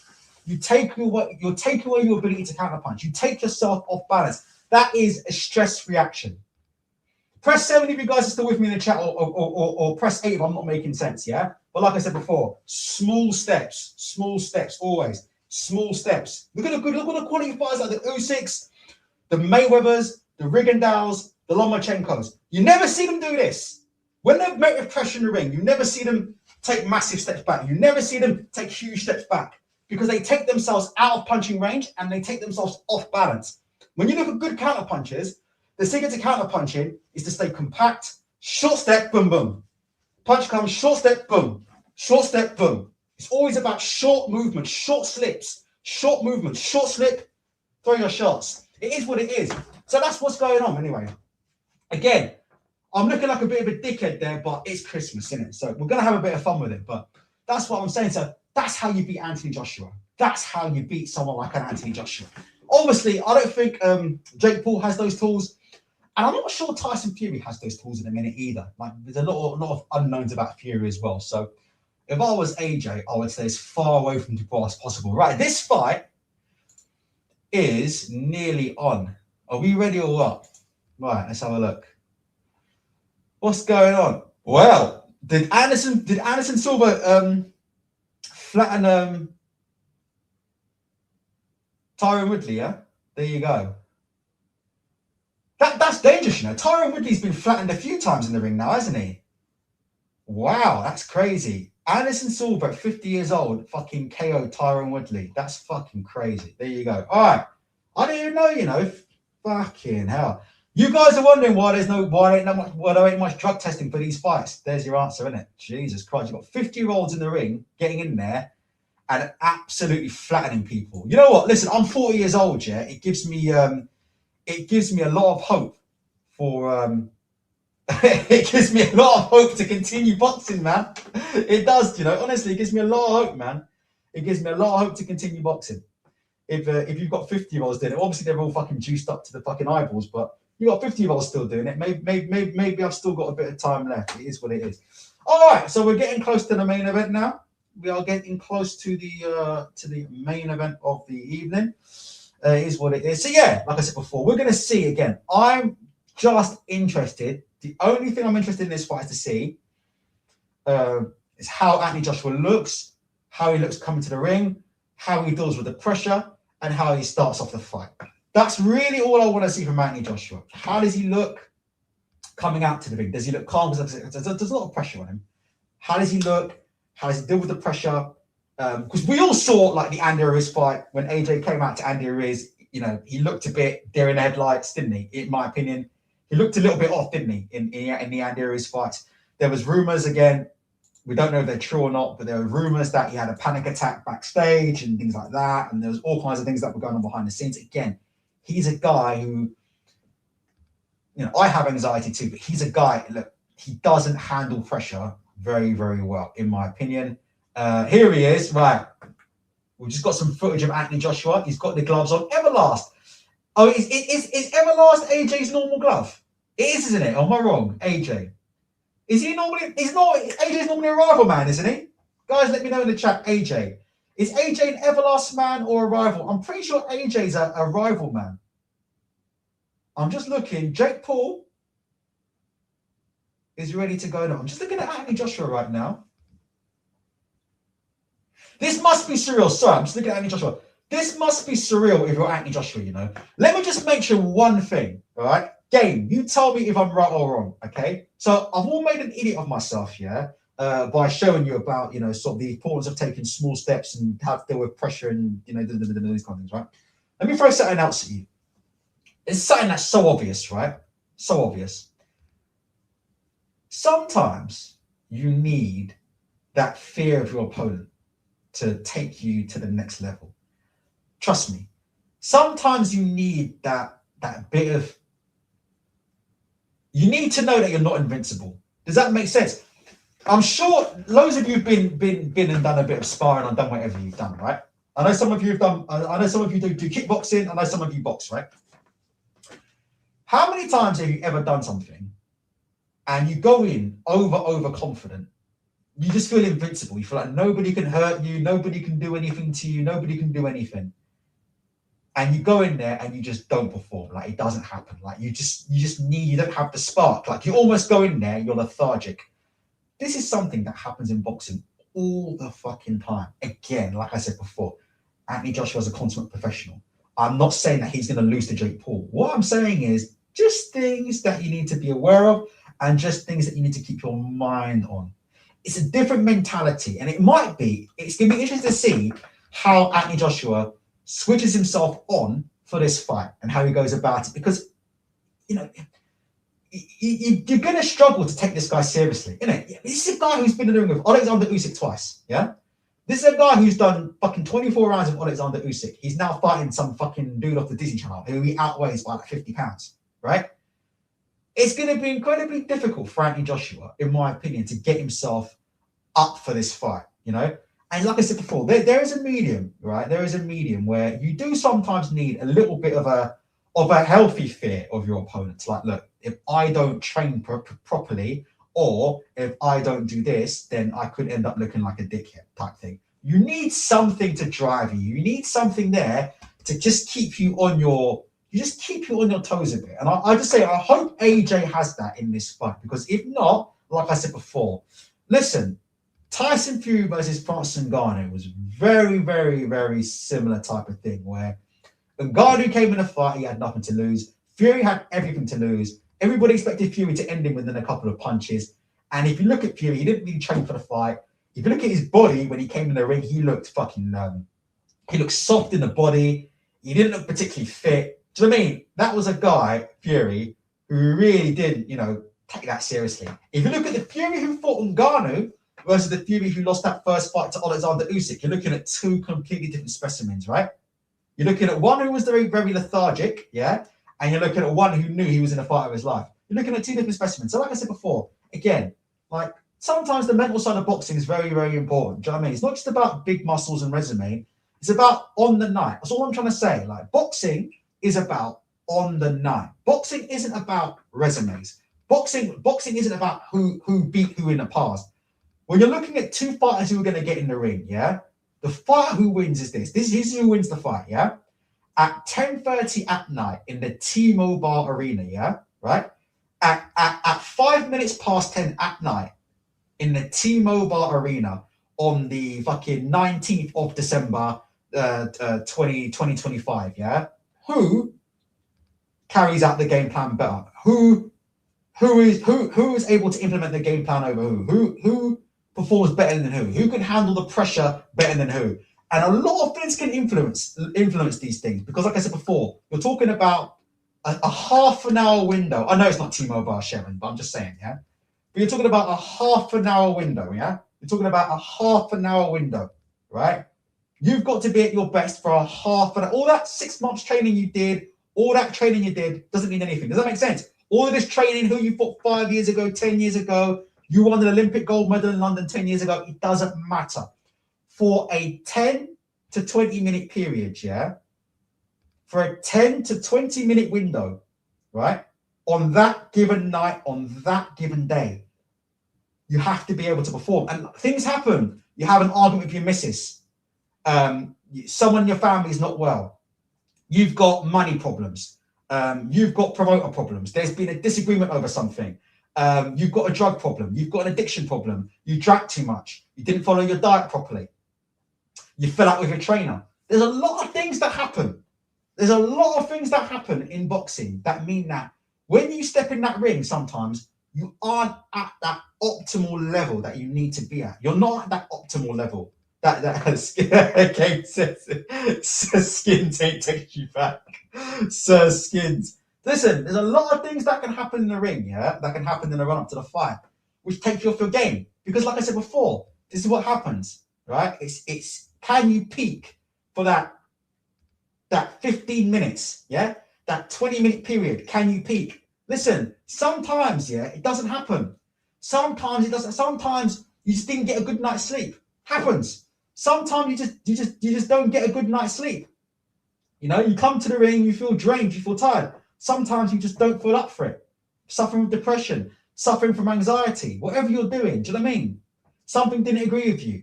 Maybe you had a curry last night and you know you spent half the night on the loo shitting your guts out. Stuff happens to people. So I'm just saying.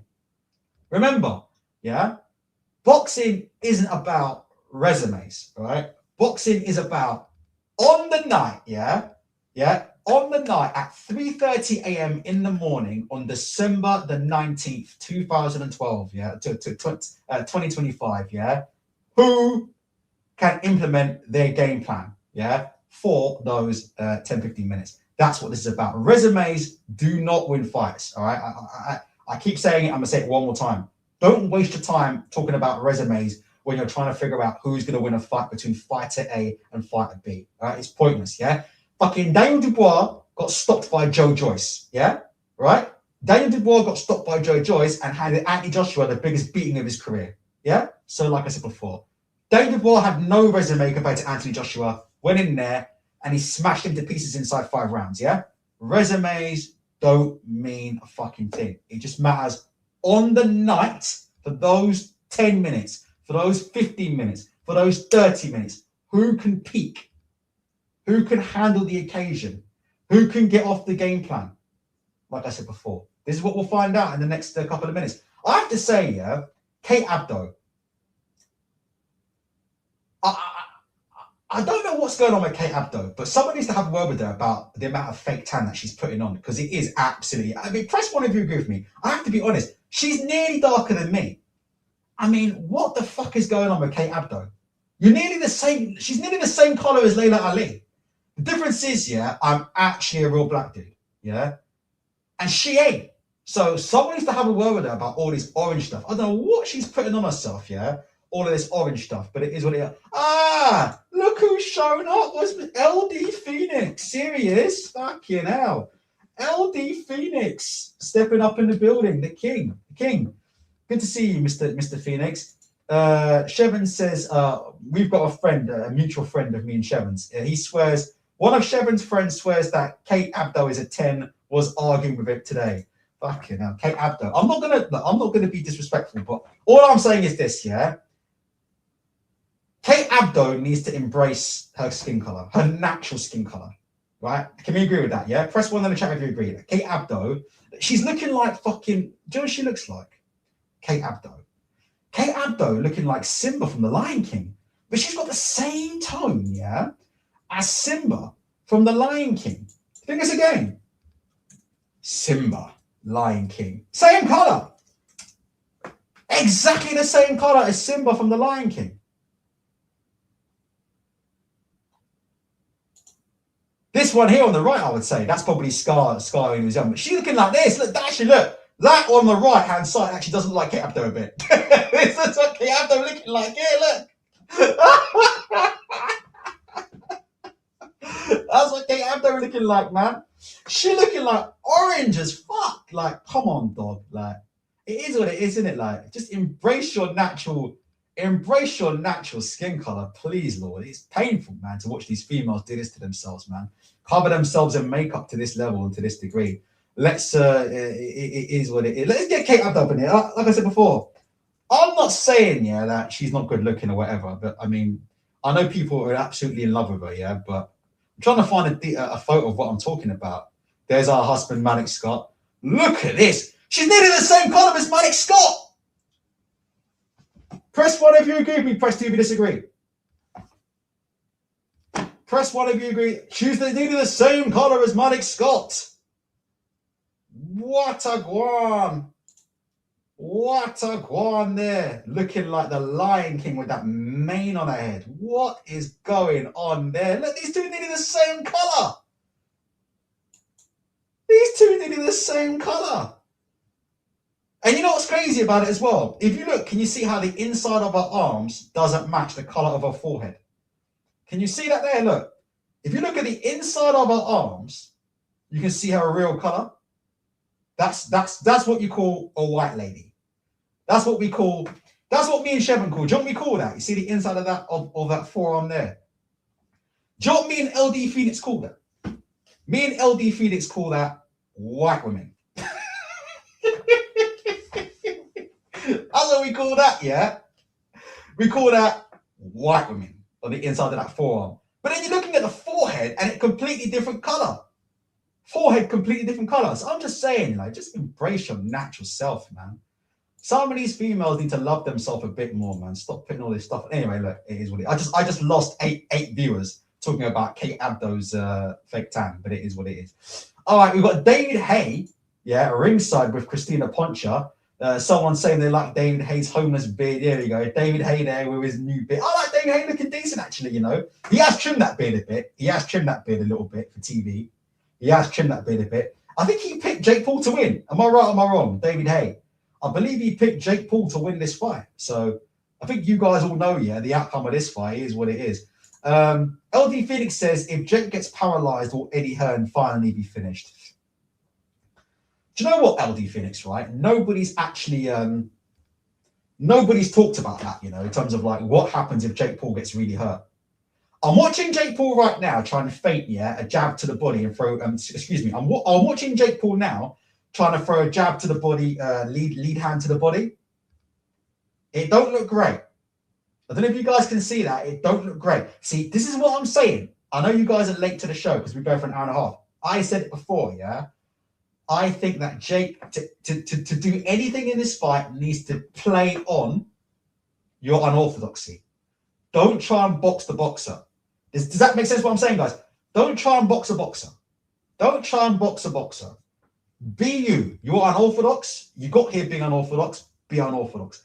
Don't get in the ring with an Olympic boxer and try and outbox him and try and be the boxer. So like I said before, you're seeing little things like that from Jake Paul. Like I said, it's just warm-ups, yeah?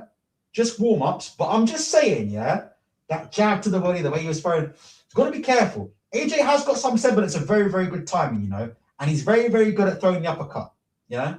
So like I said before, you're doing shots like that and you're giving up your head, you're bringing your head. Like I said before, you've got to be careful. You've got to be careful.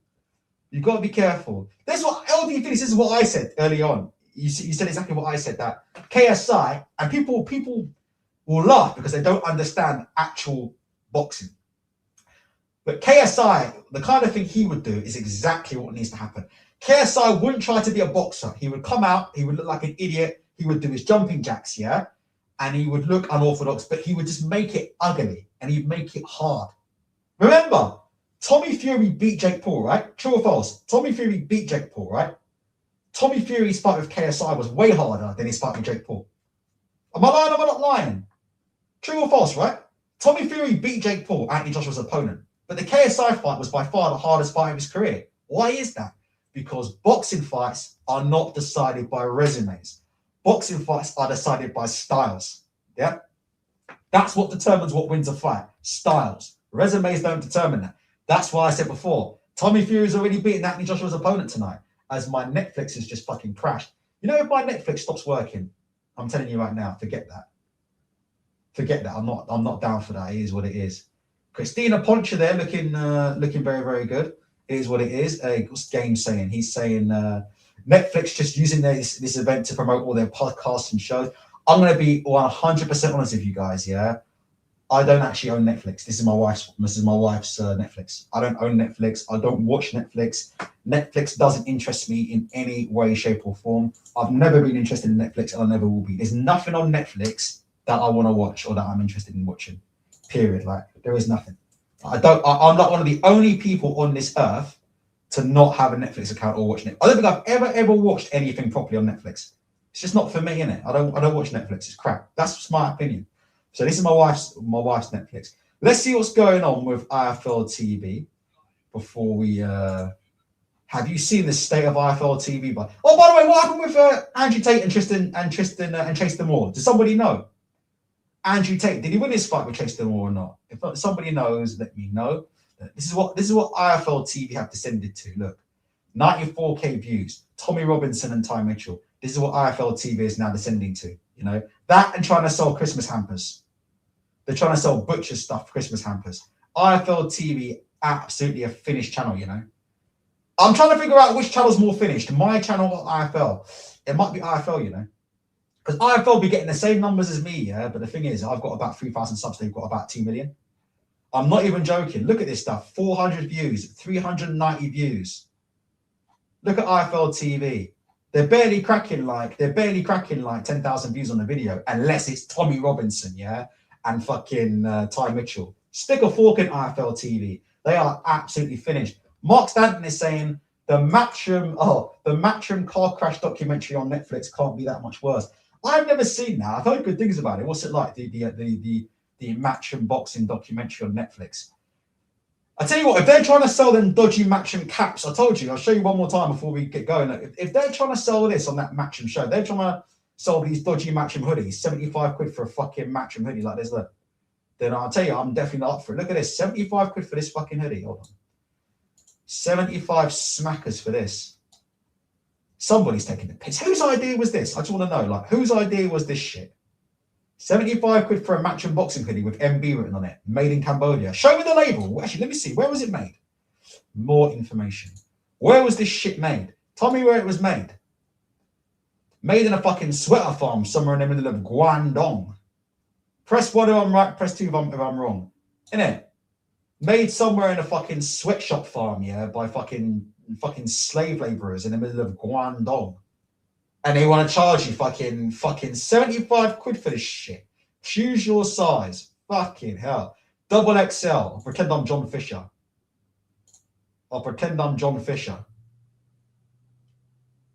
This product ships from the UK, blah, blah, blah, blah, blah. Look at this, look. A premium stretch hoodie built for warm-up, cool-down, and everything in between. Fucking hell. I don't know. Mixed Bush is saying fruit in the loom. Look, this is pure bumper clot. Do you know what I mean? Pure bumper clot, you know. Christmas Eve, Matchroom's still trying to make a quid, you know. Matchroom all about the pound coin, innit? What do you guys think? Press 1 if you agree, press 2 if you disagree. Matchroom just all about the pound coin. Like this man, these Matchroom man can't even leave their customers' wallets alone for one Christmas. They're always trying to extract the maximum from their fans' wallet, innit, Matchroom.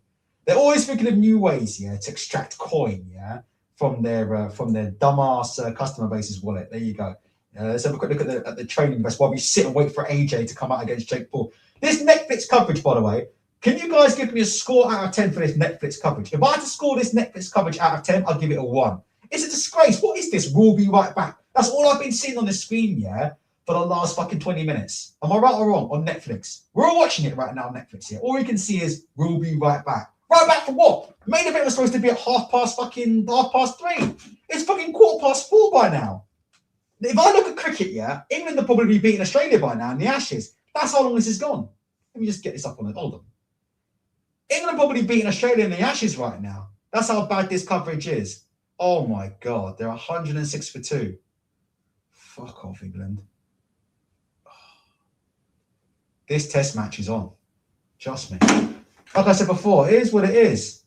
Yeah, we'll be right back. It's still there. Right, now we're back. And then they go back and then we don't see anything. What are they actually doing? We'll be right back. Right back with what? With some boxing or not? Fucking hell. Listen, if you're in the UK, it's like fucking 4 a.m, man. Let's get this on, man. We're now looking at all the superstars in the crowd that have turned up for this fight. Timberland. If you're 40 years old like me, you'll remember the old days, yeah. If you're 40-year-old like me, you'll remember the good old days, yeah, when Timberland used to fucking rule the rap world, innit, with them fucking beats. I do give you LD Phoenix. I do agree with you that MVP have the best ring girls by far. Like, that is without any question. Like, MVP do have the best ring girls. I would agree with that. They don't miss on the ring girls. Everything else is fucking hot garbage, particularly the amount of women's boxing they got on. But I agree, the ring girls are top draw. Right, we're looking at celebrities in the crowd. Teofimo Lopez is backstage in a minute. He's about to go into a fight with Terence Crawford. Let's have a look here. Gary Harrison is telling us that this is finally happening. Is it finally happening or not? Again, Logan Paul versus Floyd Mayweather Jr. That was a real fight. You've got Rory McIlroy in the crowd right now.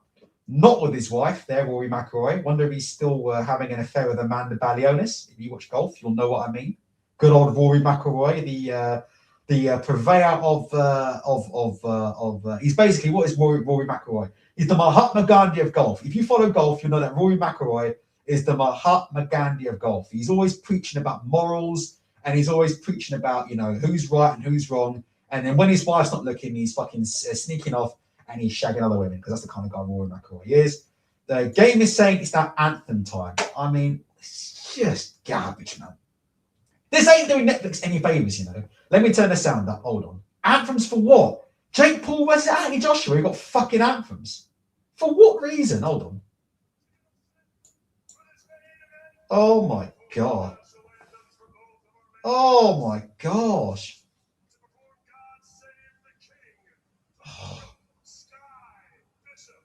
What the fuck is this about? This better be a real fight, because if they've done national anthems, yeah, for a carry job, if they've done national anthems for a Jake Paul carry job, they'll never live it down. So it is what it is. We'll wait and see. Just trying to get some decent boxing up on the screen here. We are nearly there, yeah. Yes, Shevin. Yes, she's pretty. That's why she's on TV, Shevin. They don't put ugly people on TV for the most part. To be on TV, you have to be semi-good looking. That's why I'm not on TV. That's why I'm here sitting in a fucking room with a face covering on. It is what it is. In the meantime, do you guys like the desk? What are you guys saying about the desk? Press 1 for like, press 2 for not like. Can you see, look? Desk goes up. Desk goes down. Desk goes up. Desk goes down. There you go. It is what it is. It is what it is. Somebody mentioned Sky Nicholson in the chat. She likes to go up and down. On who, I can't tell you, but as it's 4:20 in the morning. I can't tell you who she's going up and down on, but I think we've all seen him on IFL TV. So you all know who I'm talking about. Right, let me check my fucking phone. I'm waiting for Australia to actually take a wicket, so they can not bottle the Ashes. So if Australia would like to take a wicket sometime in the next 20 minutes, that would be fucking fantastic. What an absolute bunch of fucking mongs they are. ASD says, you must be suffocating in that fleece-looking mask. No, I'm not. No, I'm a black guy, so I'm used to wearing balaclavas and things of that nature. We're now up to the point now where Jake Paul is now having his anthem sung. Let me turn up the sound for a sec. This woman can't sing. Hold on. Oh, she can sing.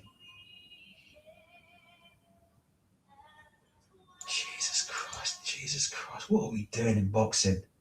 What are we doing in boxing when we've got national anthems for fights of this magnitude? It is what it is.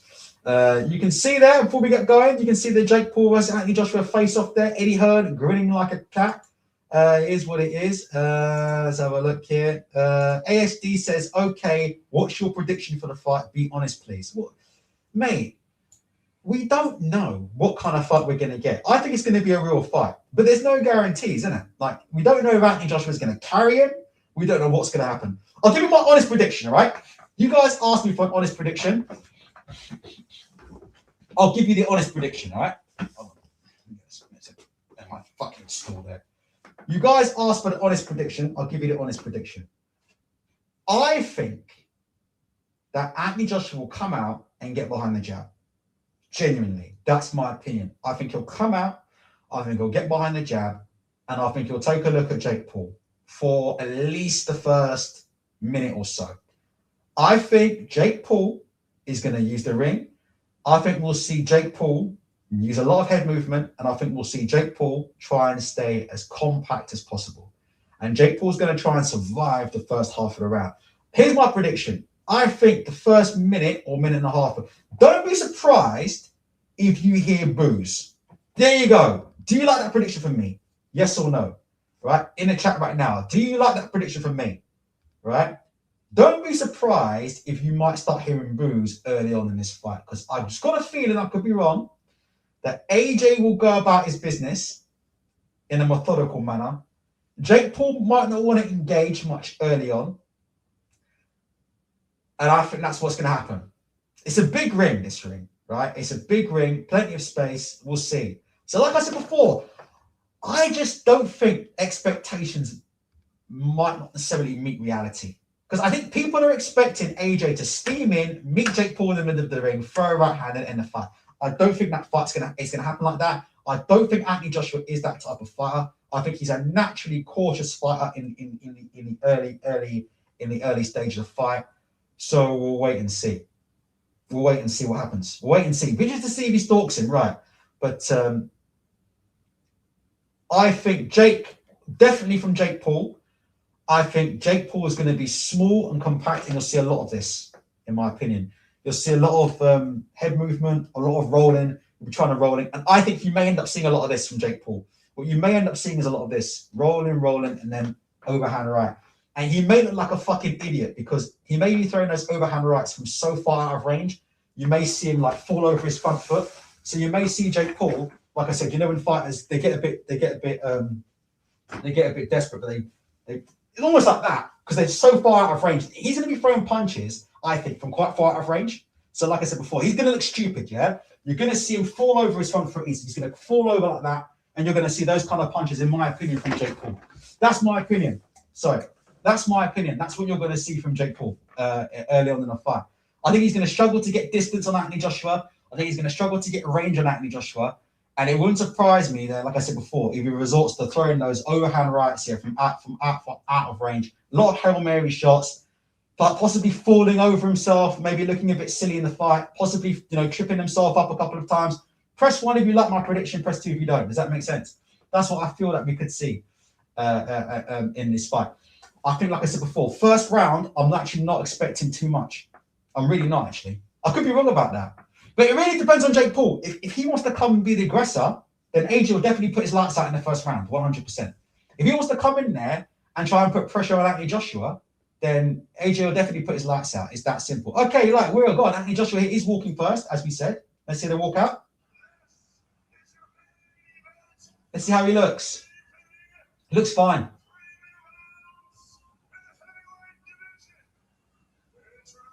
Anthony Joshua has no intensity whatsoever about himself.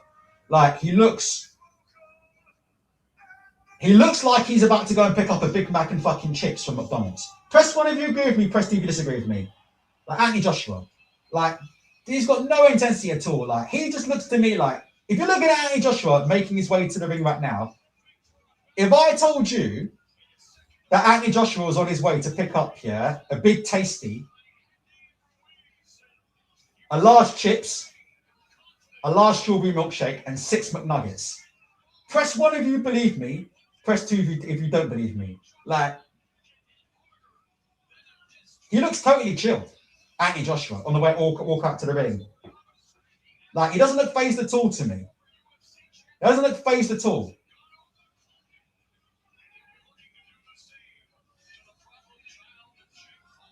What do you guys think about that? So I'm just having a look there, Anthony Joshua. He looks fine to me. We'll see how he performs, but he doesn't look bothered. Doesn't look bothered at all to me. No reaction. He's just like, look, it is what it is. If anything about Anthony Joshua, yeah. If there's anything about Anthony Joshua, I would say he looks a bit lethargic, to be honest with you. He looks a bit lethargic, if anything. But there's no any look at him. There's no any kind of intensity there. There's nothing. There's nothing there. You can see it there. He's like, look, let's just get this over and done with. Quick, man. There's nothing there. There's no intensity there at all from Anthony Joshua at all. Like I said before, that can be a dangerous thing. Let's see how Jake Paul comes to the ring. Somehow you guys are in front of me, even though we've all got Netflix. Oh, hold on a minute. Sorry, I'm a little bit behind. Well, I've just caught up. Right. Jake Paul's coming out with Tekashi 6ix9ine to Hulk Hogan. He looks amped up, boy.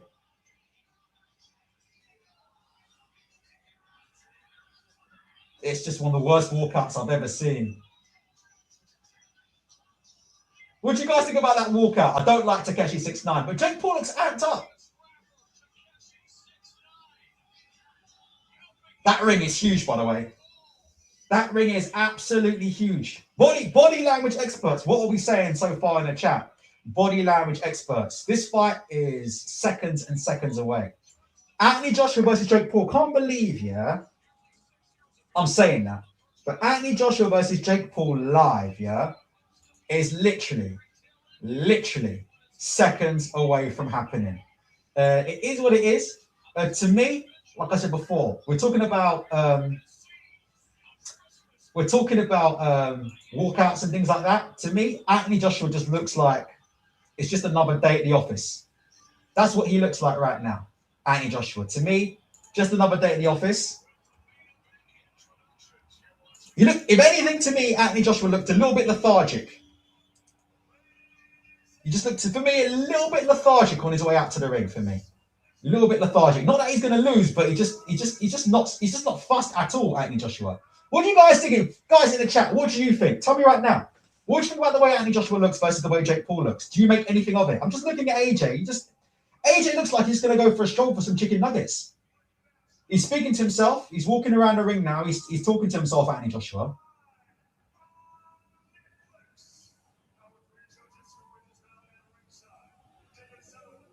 Jesus, we're going to need no judges. They got talking about the judges. I don't think we're going to need the judges for this. I don't think we're going to need the judges for this one. Christopher Young is the referee. That's my prediction is for this fight is you might hear some boos. That's my prediction.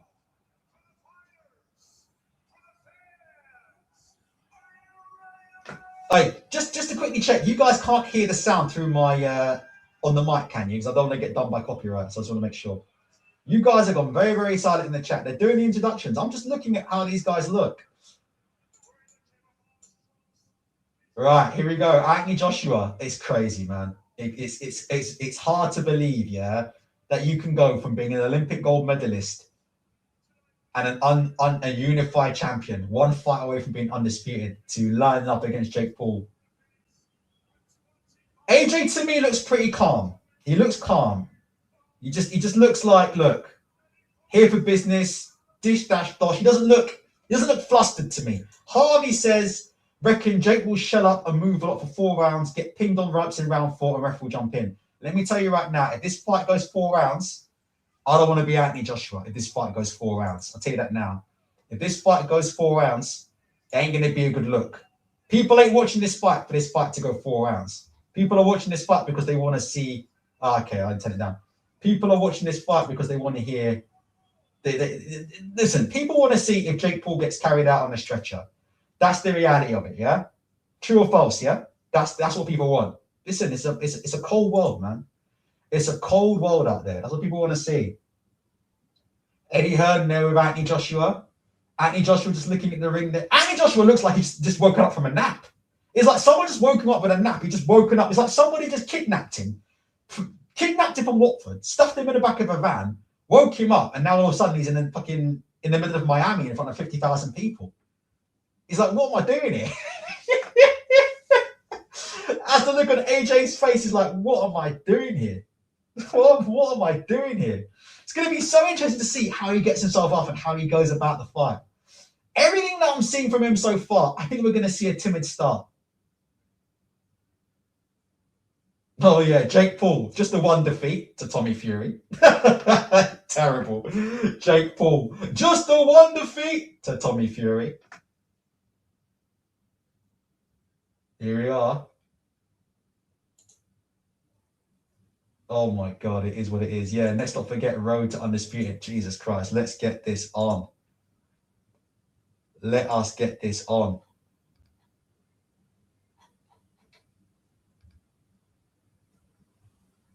Oh my gosh, I just want this fight to start. This guy is just giving them the worst intro, sorry, of all time. I'm at the point now where I'm over the intros. I want to see the fight. We're ready to go. Here we go. We'll get this up here. All right. Here we are, guys.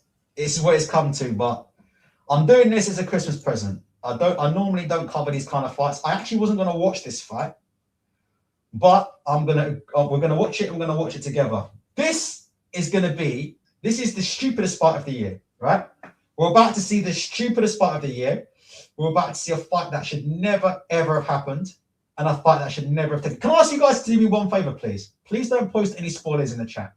Okay? That's all I ask from you. I don't ask for much. This is Christmas. Please don't put any spoilers in the chat. And the size of Anthony Joshua compared to the size of Jake Paul, absolutely ridiculous. Just when they did touch gloves there. And you look at Jake Paul, and straight away, the first thing he does is start striding around the whip for the ring. So you already know what's going to happen here. You already know what's going to happen here. LD Feeling says Ultra. I've got a feeling AJ might kill him. I might have to turn this off.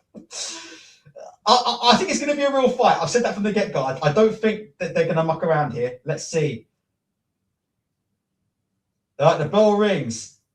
Oh my God, Jake Paul is running. As expected. The ring is absolutely huge. And Jake Paul is going for a run right now, right around the ring. Anthony Joshua, to his credit, is cutting Jake Paul off straight away. But the ring is absolutely huge. So straight away, I'm thinking we're going to go around 3 minutes of this fight. What do you guys think? I think we are going to see 3 minutes because the ring is absolutely huge. Anthony Joshua obviously doesn't have the fastest of feet, yeah? He's a big, heavy-set guy. He's 256 pounds, yeah? He's not, like I said, he's not got the quickest feet. His feet have been exposed, yeah, in the past against guys like Alexander Usyk and whatnot. Jake Paul there threw a jab at Anthony Joshua and he fell in. And there's an opportunity there for AJ to bring the right hand over, and AJ didn't bring it over. So straight away, yeah, I'm thinking, why did that not happen? AJ there, again, Jake Paul threw a left-right combination to the body. AJ threw a half-hearted right hook. I just want to make sure that this fight's legitimate, you know, so far. I'm just trying to see. AJ is cutting him off. Anthony Joshua is cutting him off. Jake Paul threw a legitimate overhand right, and that was well covered there by Anthony Joshua. Very well covered. Jake Paul came out of the corner with an overhand right. Do you want to tell you something that's quite interesting about this fight as well? With Anthony Joshua having to deal with a difference in foot speed, yeah, between himself and Jake Paul, maybe Anthony Joshua is going to have to think about the way he sets up his shots. I mean, you can see the difference in physicality between the two. Jake Paul, he tried to engage the clinch, and you can see, yeah, he just fell over himself. Anthony Joshua was so much stronger on the inside there, where Jake Paul tried to fall inside and engage the clinch. He had no chance there. I mean, the size difference is huge. But really, this is going to be about how does Anthony Joshua set up his shots? Because the one thing about Anthony Joshua we know, right, is that he does telegraph his shots a lot. So if you look at him now, a lot of his shots, there's single shots. There's no double jab. He doesn't set up his shots in the same way Usyk does. So if you look at fighters like Tyson Fury, press one if you agree with me. You see how Tyson Fury and Usyk and these guys fight? They're constantly tapping away at you. They're constantly, they're tapping away, touch, touch, touch, touch, touch, touch, touch, touch, probing, looking for gaps, and then they bring the shot through. Whereas if you look at Anthony Joshua, he's very stiff. He's a very stiff fighter. He doesn't feint a lot behind the shots. He's a stiff fighter. And it's always single jab. Single jab. Anthony Joshua there just misses with the right hand there. As Jake Paul was against the ropes, he just misses. This is a real fight. Just missed Jake Paul with the right hand. Oh my God, he caught him there with that one. I think Jake Paul managed to ride that though. Anthony Joshua throwing a right hand, Jake Paul just managing to ride it. I mean, he's just going for a run here, trying to survive as much as he can. And again, it's going to be interesting to see how Anthony Joshua works himself into the range and works himself into getting off combinations, because he's probably going to need some kind of combination, yeah, to finish this fight off. The size difference, right? Anthony Joshua just jabbed Jake Paul to the body, right, and sent Jake Paul halfway across the ring. Here we go. We're already seeing the excuses now. It's not a proper fight. Joshua is not trying to punch properly. I knew this was going to happen. To me, Anthony Joshua threw a legitimate right hand at Jake Paul, and it just missed. Jake Paul managed to ride it. It was a legitimate right hand. I don't think AJ's not trying to throw a punch properly. I think the ring is massive. Yeah, it's a massive ring, and Jake Paul's running. And it was always going to be like this. To my credit, I did say, press 1 if I'm right, press 2 if I'm wrong. Did I not say that in the first round it's going to look terrible? I said that. Don't be surprised if you hear boos and stuff. It ain't going to look good. I do believe it's a real fight. I don't believe AJ's pulling punches necessarily. He threw 2 big right hands. One when Jake Paul was trapped on the ropes, and it caught Jake, but he just kind of rode it out. So I think it's a legit fight, but I knew this was going to happen now. But let's see what happens in this fight. But the weight difference is huge, because Anthony Joshua threw a jab to Jake Paul's body, and he literally sent Jake Paul halfway across the ring. I mean, the size difference and the difference in physicality is just massive. AJ's now quickening up his feet trying to get to Jake Paul. There you go. Look, there you go. Jake Paul tried to throw that right hand counter to the body, and Anthony Joshua threw a right hand. Maybe he's pulling a little bit, actually. Let's see. Maybe you're right.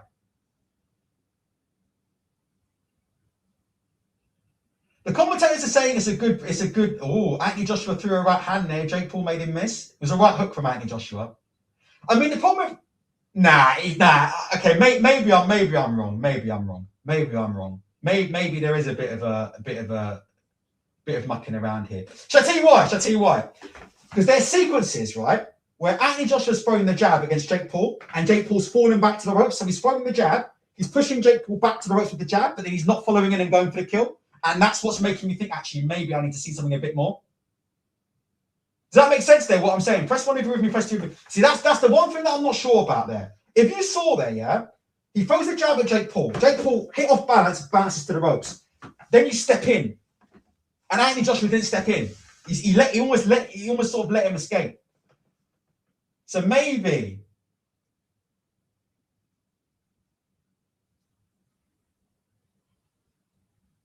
I'm just watching, sorry. Anthony Joshua double jab, but the ring is huge. The ring is absolutely huge. Oh my God. Jake Paul actually did land a right hand on Anthony Joshua, you know. And Anthony Joshua's smiling at him. Jake Paul threw a jab to the body, right hand upstairs, and he actually did land a shot on Anthony Joshua. And Anthony Joshua was fucking laughing at him. Oh my God. Do you know what? I hope we're not going to see some dodgy scoring, you know. Just be aware, this is a Jake Paul card. And Anthony Joshua hasn't really landed anything clean so far. Just be aware, innit, yeah? We might see some cards that are a bit suspect. This is pretty interesting. Sorry about that. 46 seconds left to go in round 2. Jake Paul's staying low and staying compact. Anthony Joshua's having problems, right? It depends if you believe if he's trying or not. But Anthony Joshua's having problems getting off any clusters in this fight. He's having problems getting off any clusters of punches in this fight because he's telegraphing the right hand. Again, some of you believe this is a real fight. Some of you believe this is a scripted fight. I get that. But I'm telling you from a technical perspective, Anthony Joshua's telegraphing absolutely everything right now. In particular, that right hand. He doesn't do a good job, Anthony Joshua, he never has, of disguising that right hand. So Jake Paul knows when it's coming. He's rolling underneath that right hand and he's trying to stay as low as possible. But Anthony Joshua hasn't done a good job of disguising the right hand or setting up punches. At all. I mean, what are you guys thinking so far? It's just... Look, let me explain to you why I say these things. So we've got Carolina Motor saying AJ isn't throwing when the opportunity is there for a KO, right? Now we're hearing AJ's only throwing at the body. Why would you do this in a run-up to a fight with Tyson Fury? What's the sense in it? Can someone explain to me? What is the sense in it? I'm just saying. Do you think this is good for the team AJ? Do you think this is good for brand AJ? You're about to go into the biggest fight of your career with Tyson Fury in 2026. How does this make you look good? Somebody tell me that. What's the logic behind this? I'm listening to it right now. I looked to that right hand that he threw, and it was a legitimate right hook he threw at Jake Paul. But the thing is, he is telegraphing a lot of his shots. I just think the ring is massive. It's a massive ring, and the opponent has a lot of foot speed. But to those of you who think it's fake, yeah, I'm trying to ask you, what would Anthony Joshua have to gain? Obviously, money, but what would Anthony Joshua have to gain by looking back? And Jake Paul's just hitting with a jab. So I'm just asking you guys, what would left hook from Anthony Joshua? Jake Paul actually did block it. He picked up his right hand at the last minute. AJ's beginning to close the distance now and started putting shots together. 50 million. So you think he's going to make himself okay for 50 million? Oh my God, Jake Paul lands a left hook on Anthony Joshua. Top of the head. Oh my God. Nah. AJ had the opportunity there to throw high and he threw low to the body. I'll give you that. AJ had him in a corner with a double jab and he chose to throw the right hand to the body instead of throwing the right hand to the head. That looked a bit suspect. It's just such a hard fight to read. Let's just keep watching it. No, I don't believe he's had chances to finish the fight at all. He hasn't landed anything. How can you have chances to finish the fight if you don't land a hurtful punch on somebody? You've got to land a hurtful punch on someone first, man. You had lots of chances to finish the fight. Finish what? He ain't landed anything. That looks suspect. He not landed anything. I think he'll stop Jake Paul, but he not landed anything yet.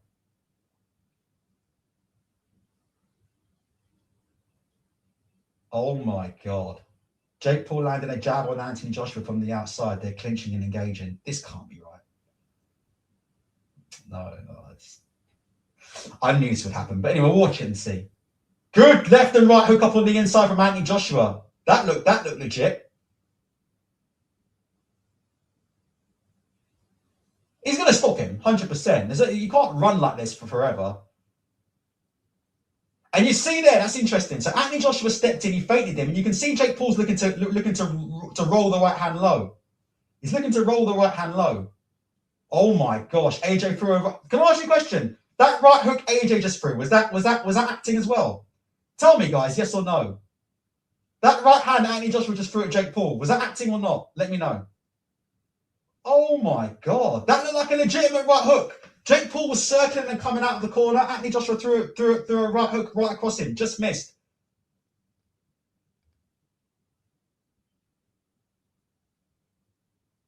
Anthony Joshua is currently cornering Jake Paul. I'm just watching. Anthony Joshua goes for a right left uppercut. So the story of the fight so far, basically, whether you believe it or not, is that Anthony Joshua hasn't been able to cut off the ring against Jake Paul. That's the story of this fight, whether you believe the fight is real or not. There is some sequences that don't look right to me. That sequence there, Anthony Joshua threw a double jab. He backs Jake Paul up against the ropes. He instead goes to throw a right hook to the body instead of the head. That, to me, does look a little bit suspect. I have to be honest with you. That does look a little bit suspect. That does look a little bit suspect. But it is what it is. It is what it is. Listen, it is what I'm not paying for this. You guys are. So it is what it is. Gary Harrison says, if this is what AJ has left, it's not good.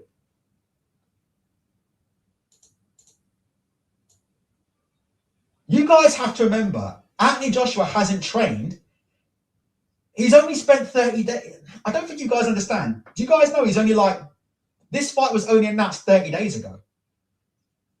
I don't know what to make of it, because I did say to you guys, don't be surprised if Anthony Joshua doesn't look like Anthony Joshua. Because it's a guy who hasn't been in the ring for 15 months, right? He hasn't been in the ring for 15 months, and he only started prepping. The fight only was done 30 days ago. This stuff is all happening for a reason. But I do agree with you. There are certain sequences where it doesn't look like he might be pulling, and he's going to the body instead of going to the head. Let's have a look. Let's have a look. Round 4. Anthony Joshua cuts off the ring again against Jake Paul. Jake Paul tries to throw a jab to the body. AJ just slips it and goes back to pressure him. It's a good jab from Anthony Joshua. The first jab I've seen him land actually all fight long. Jake Paul tries to find an overhand right. Jake Paul's getting tired. He's going to get stopped, I think, surely. There's no way this can fucking continue. The crowd are starting to boo. So I got my prediction right. Am I right or wrong? Press 7 if I got my prediction right. Press 8 if I got my prediction wrong. I told you guys, man. Overhand right from Jake Paul lands clean than Anthony Joshua. Oh my God. Oh my God. Oh my God. What am I watching? What am I watching? This is horrendous. Jake Paul is out on his feet, by the way. So anytime he's falling in and engaging in a clinch, he's got absolutely no energy left. So the weight of Anthony Joshua is just making him fall to the ground. Jake Paul's basically doing a marathon in the ring right now. But my God, them sequences where Jake Paul, he's running around the ring, and then he explodes he falls in with a right hand over the top. And he's actually managed to catch Anthony Joshua with a few of them. What am I watching? It's like, this can't be real. I've got Jay-Z lyrics playing in my head saying, this can't be life. I mean, Anthony Joshua's laughing. Oh my gosh. Let me see. 1 minute 28 to go in the 4th round. AJ, double jab, right hook. That looked legit. Jake Paul legitimately made him miss. That was legit. Jake Paul threw Anthony Joshua for a double jab, right hook, and Jake Paul legitimately, you gotta say that wasn't fake, yeah? Double jab, right hand. Listen, Anthony Joshua doesn't know how not to telegraph his punches. Genuinely, I'm just saying to you, like, he telegraphs a lot. Oh, that's a good uppercut from Anthony Joshua. That hurt Jake Paul. Can he now end the fight? Here he goes. And he lets him off. So there you go. All right, fair enough. He clearly had him a bit rumbled there. Clearly. Little good right uppercut there. Nah, AJ, that's not AJ. That's not AJ. That's not the real AJ. That ain't the real AJ. There's no way. Is the referee going to disqualify Jake Paul for repeatedly falling on the floor? That ain't the real Anthony Joshua. But why would you put yourself through this, AJ? This is terrible look for... It's not a good look for boxing. Guys in the chat, what do you think? It's a terrible look for boxing as well, that this is happening. It's such a terrible look for boxing. Gary Harrison is saying AJ's timing is so off. I mean, look, I'm in total shock of what I'm seeing right now. Like, I'm in total shock. I actually can't believe what I'm seeing. So let me just quickly say something, right? So Anthony Joshua has always had problems setting up shots, right? Because he's very, very heavy set. He loads up and winds up a lot in his shots, right? He doesn't flow with the shot. And again, a lot of it comes from the fact that if you look at his jab in this fight, right, Anthony Joshua could have won this fight behind the jab, yes or no? Press 1 if you agree with me in the chat. How many jabs have you seen Anthony Joshua fight? He's completely neglected the jab in this fight. Am I right or am I wrong? There's been no jabs. Like 2 jabs against Jake Paul in this entire fight. There's been no jab to speak of, yeah, from Anthony Joshua. So, like I said before, you're looking at this, right? When you're not jabbing, yeah, when you don't have the jab, you don't have the rangefinder, it's very, very hard when you're not landing the jab to know where you are versus where the opponent is, right? And when you don't know where you are and where the opponent is, you start to become hesitant to throw shots and you start to have a hitch in your shots and you start to load up on your shots. Press 1 if you agree with me, press 2 if you disagree. So there is a bit of an element of that with Anthony Joshua, yeah? He's not landing a jab. He's not landing a jab with any kind of regularity. And because he's not able to land his jab, the rest of his shots aren't coming off. His timing's all over the place. It's just about trying to figure out how much of it is Anthony Joshua fucking around and how much of it is real. I'll tell you right now, this is bad for boxing. That's all I can tell you right now. If you're watching this, you're watching history. This might be the day they have to throw boxing in the toilet, you know. Because this is bad. I mean, this is so bad for boxing.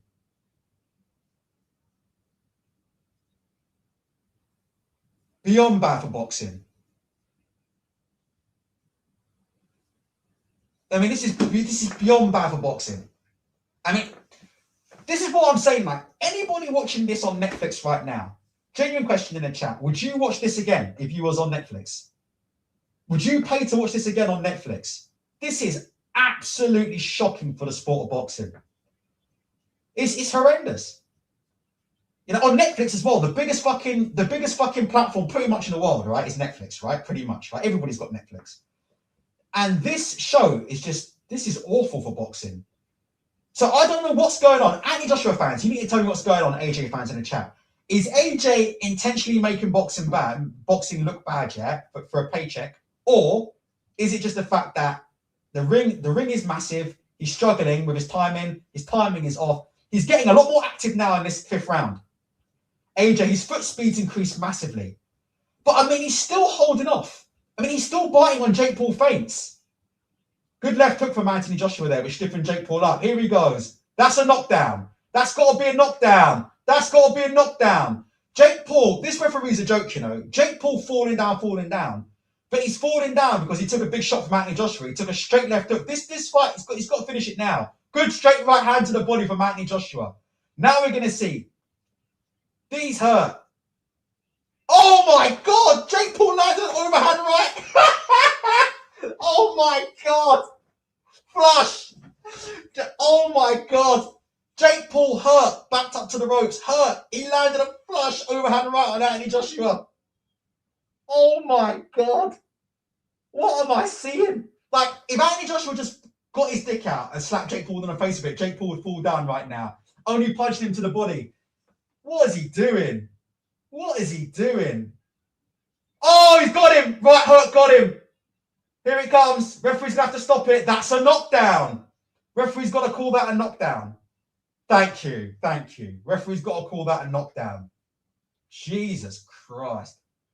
What is this? It seems to be the bodywork from AJ that's doing it. Right, can AJ now finish it and bring some respect back to the sport? This does absolutely nothing for AJ versus Tyson Fury, by the way. Oh my God. Good luck trying to sell that fight. I'm not buying that on pay-per-view. Jake Paul threw... oh, that was a big shot. That's a knockdown. Anthony Joshua threw a legitimate right hand. Flush on the chin of Jake Paul. He's okay, though. He'll make the count. He'll make the count. Do you know what this is? This is more fatigue than anything, you know? What do you guys think in the chat? It looks fine. It's more fatigue than anything. Let's see if Anthony Joshua can finish him off. It just, to me, Jake Paul's fatigued. All that running. That was a legitimate right hand, though. Legitimate right hand. Jake Paul's unsteady on his feet, trying to stay in there. Anthony Joshua throws the right hand. Just misses Jake Paul. Oh, my God. Oh, my God. Flush right hand from Jake Paul. Oh, my God. The sweat went off AJ's head. Like, AJ's not hurt. He's just walking through it. But, oh, my God. A flush right hand. Jake Paul. AJ, the sweat flew off his fucking head. I mean, this just looks awful. Jake Paul looking at the watch, looking at the clock, just trying to survive in the corner. AJ trying to finish him off. Jake Paul gets to the end of the round. He's got 6 minutes to do. This looks terrible. It just looks terrible. I'm so sorry about the state of my commentary, guys. I apologize. This is probably one of the worst commentaries I've ever done, but I can't believe what I'm watching. The sport of boxing fucking stinks. You've got Julian Love in the corner screaming at Jake Paul. Are you sure this is a fixed fight? Oh my God. I'll tell you one thing. Jake Paul has legitimately landed punches on Anthony Joshua.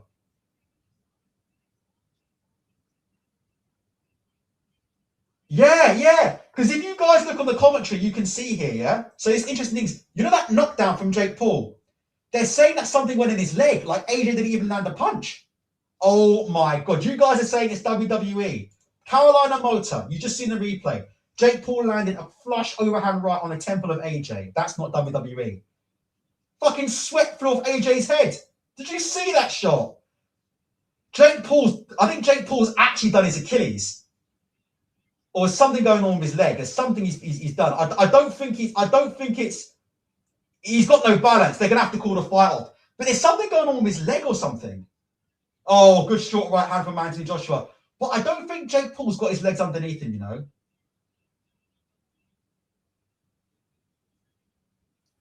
Referee's got to have to call this off now. He's done. He's going to get seriously hurt if this carries on. Referee's going to have to pull him out.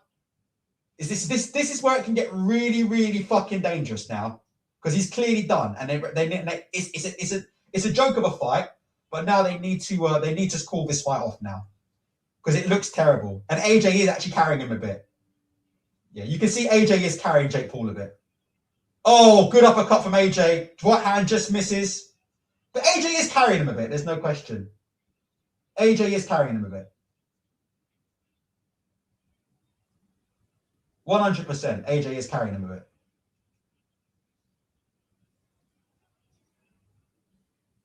Oh my God. Oh my. That's it. Call the fight off. That's it. Done. There you go. And AJ carried him that round, and he landed a massive right hand. That's the end of the fight. Please. There you go. Referee stopped him. Done. Good job, Jake Paul. Terrible fight. It just looked terrible. It's just one of the worst.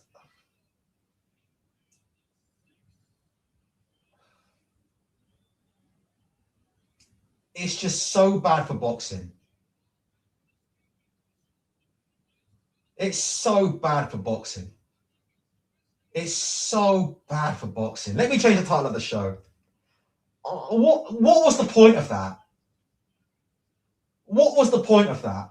Let me just change the title of the show. Okay, just give me a sec.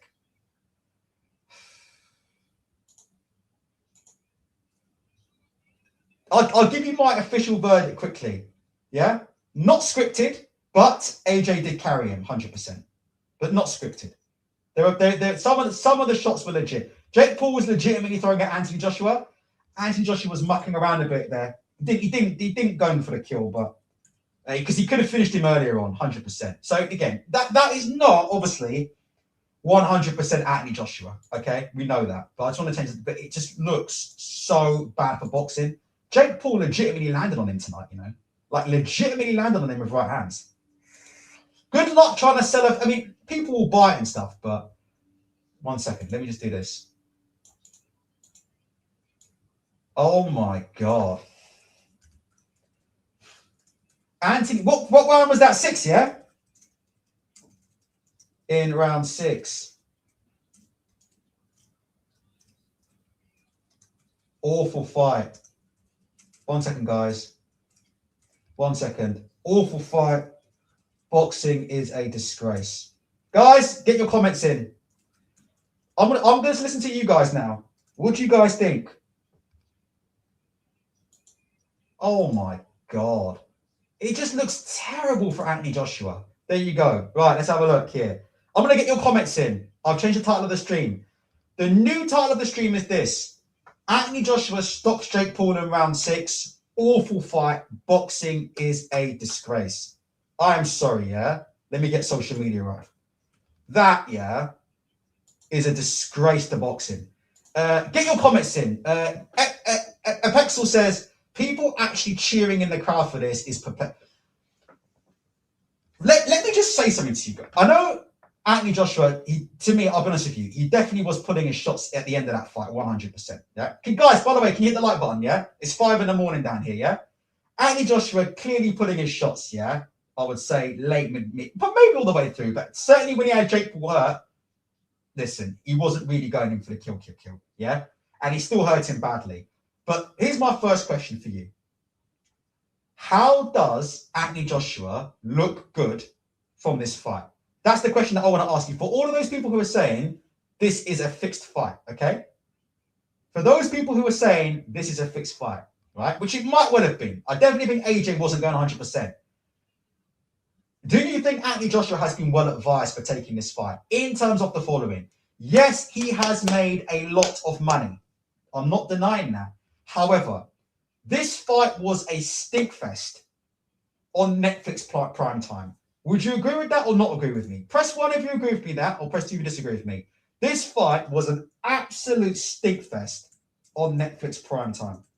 Do you think anybody watching Netflix tonight, I'm talking about casual fans, do you think any casual fans watching Netflix would think, fuck me, I now want to go and see Anthony Joshua fight? Just, what do you guys think, yes or no? Do you think Anthony Joshua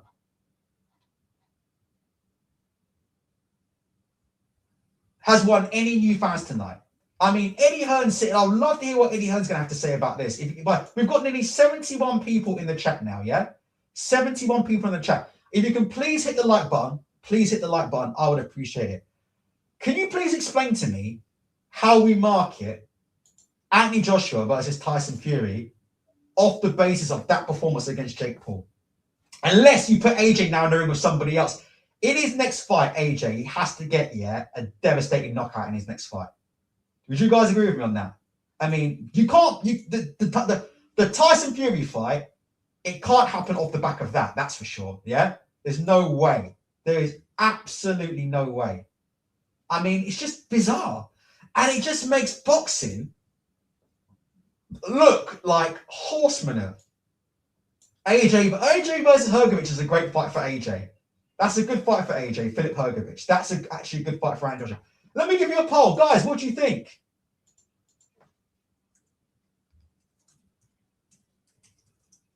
Did Anthony Joshua look good tonight? Yes or no in the chat? Very, very simple question. Simple answer.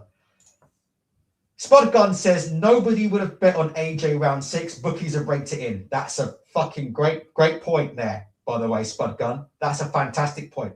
Press 1 if you agree with Spud Gun there, that the bookies are absolutely laughing right now.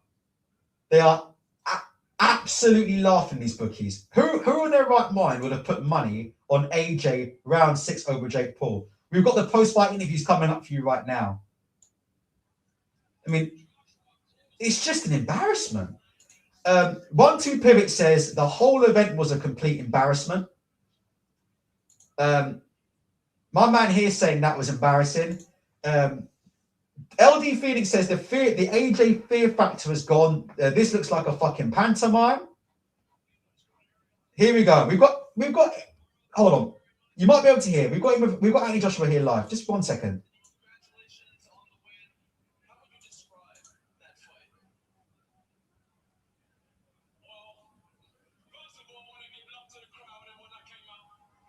Okay. AJ saying he got to give love to the crowd.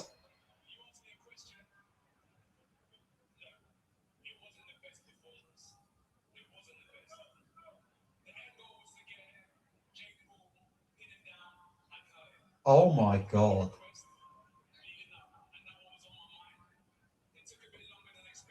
Oh my God. He's talking like it's... AJ fans, talk to me. He's saying it wasn't a great performance. And he's saying...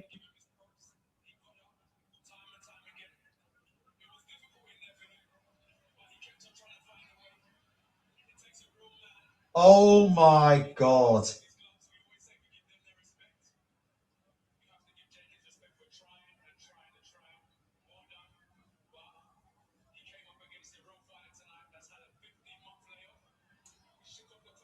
Oh my God.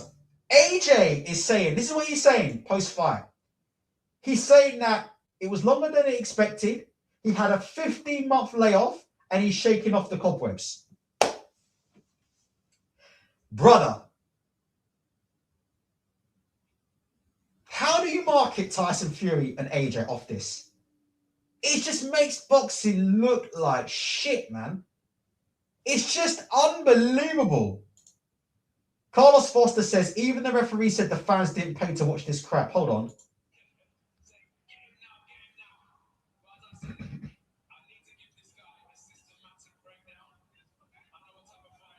Oh my God. AJ's now saying that.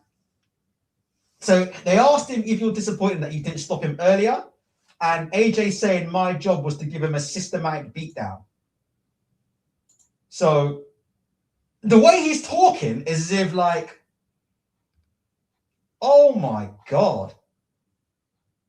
What have I just watched here? So I'm just trying to get some, let me go to Ring Magazine quickly. Sorry, guys.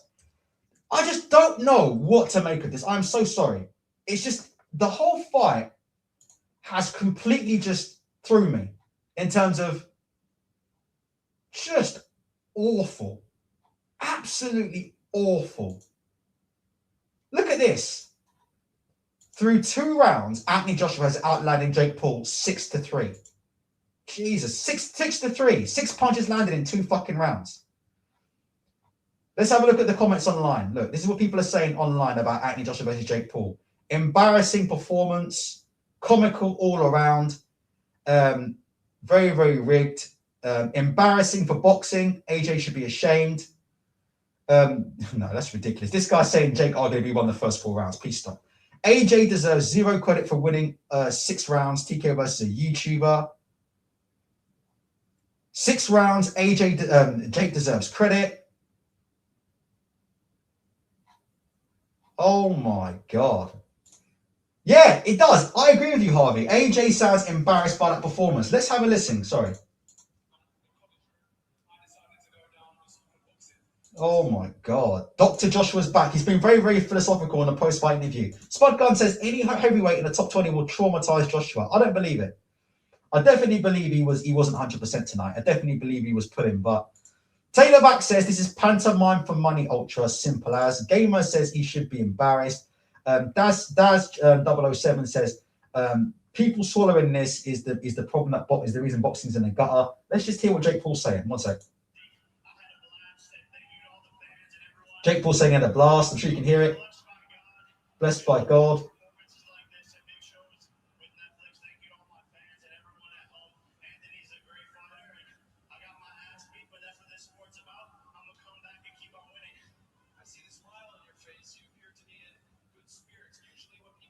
Oh my God. Yeah, there you go. There you go. It is what it is. What an evening. What a load of absolute garbage. Right, I'm going to stay for a little bit longer. I'm just going to check the cricket score. I'm going to stay for a little bit longer. Listen, England is still there. A little bit longer. Guys, get your final comments in. I'm going to stay for a little bit longer. I mean, just a complete utter waste of time that was, in my opinion. Crazy D3 says Operation Robbing Netflix. That's what it was. Anthony Joshua gets the stoppage victory over Jake Paul. Like I said before, it's hard to say because I do think AJ was holding back in the fight, but at the same time, I don't think he looked particularly good in the fight at all. Again, it's hard to assess. It's hard to judge. I'll tell you one thing we can say about Anthony Joshua, right? Press 1 if you think this is right. Press 2 if you think this is wrong. I think one thing we can say about Anthony Joshua is, all this Usyk stuff that he's doing, all this training with Usyk and Usyk's team, we saw absolutely fuck all of that tonight. Can we press 1 and agree with that? All this new Anthony Joshua, new style of training with Usyk's team, there was a whole big thing being made about what he was doing at the workout, the way he was pivoting, the way he was moving his feet at the workout, and how he's a new AJ, and he's training with Team Usyk, so he's going to move just like Usyk. The one thing I can tell you tonight, whether he was carrying Jake Paul, which he was or not, tonight was same old Anthony Joshua. Can we agree with that? Like, that's the bottom line of it, yeah? That is same old Anthony Joshua. No jab, loading up on shots, slow feet, telegraphing the right hand. I'm just going to be honest with you. That is Anthony Joshua. Again, 15 months out of the ring, got knocked out in his last fight. It is what it is. He's fighting a Disney guy for a load of money. It is what it is. But I'm just saying, for all those people who are making a big deal out of AJ training with the Usyk team, and he's going to be moving like, he's going to be, you're going to see shades of this Usyk training. We saw absolutely zero of that, tonight. Like, we saw nothing. We saw no real change, for me, in terms of now how quick his feet was.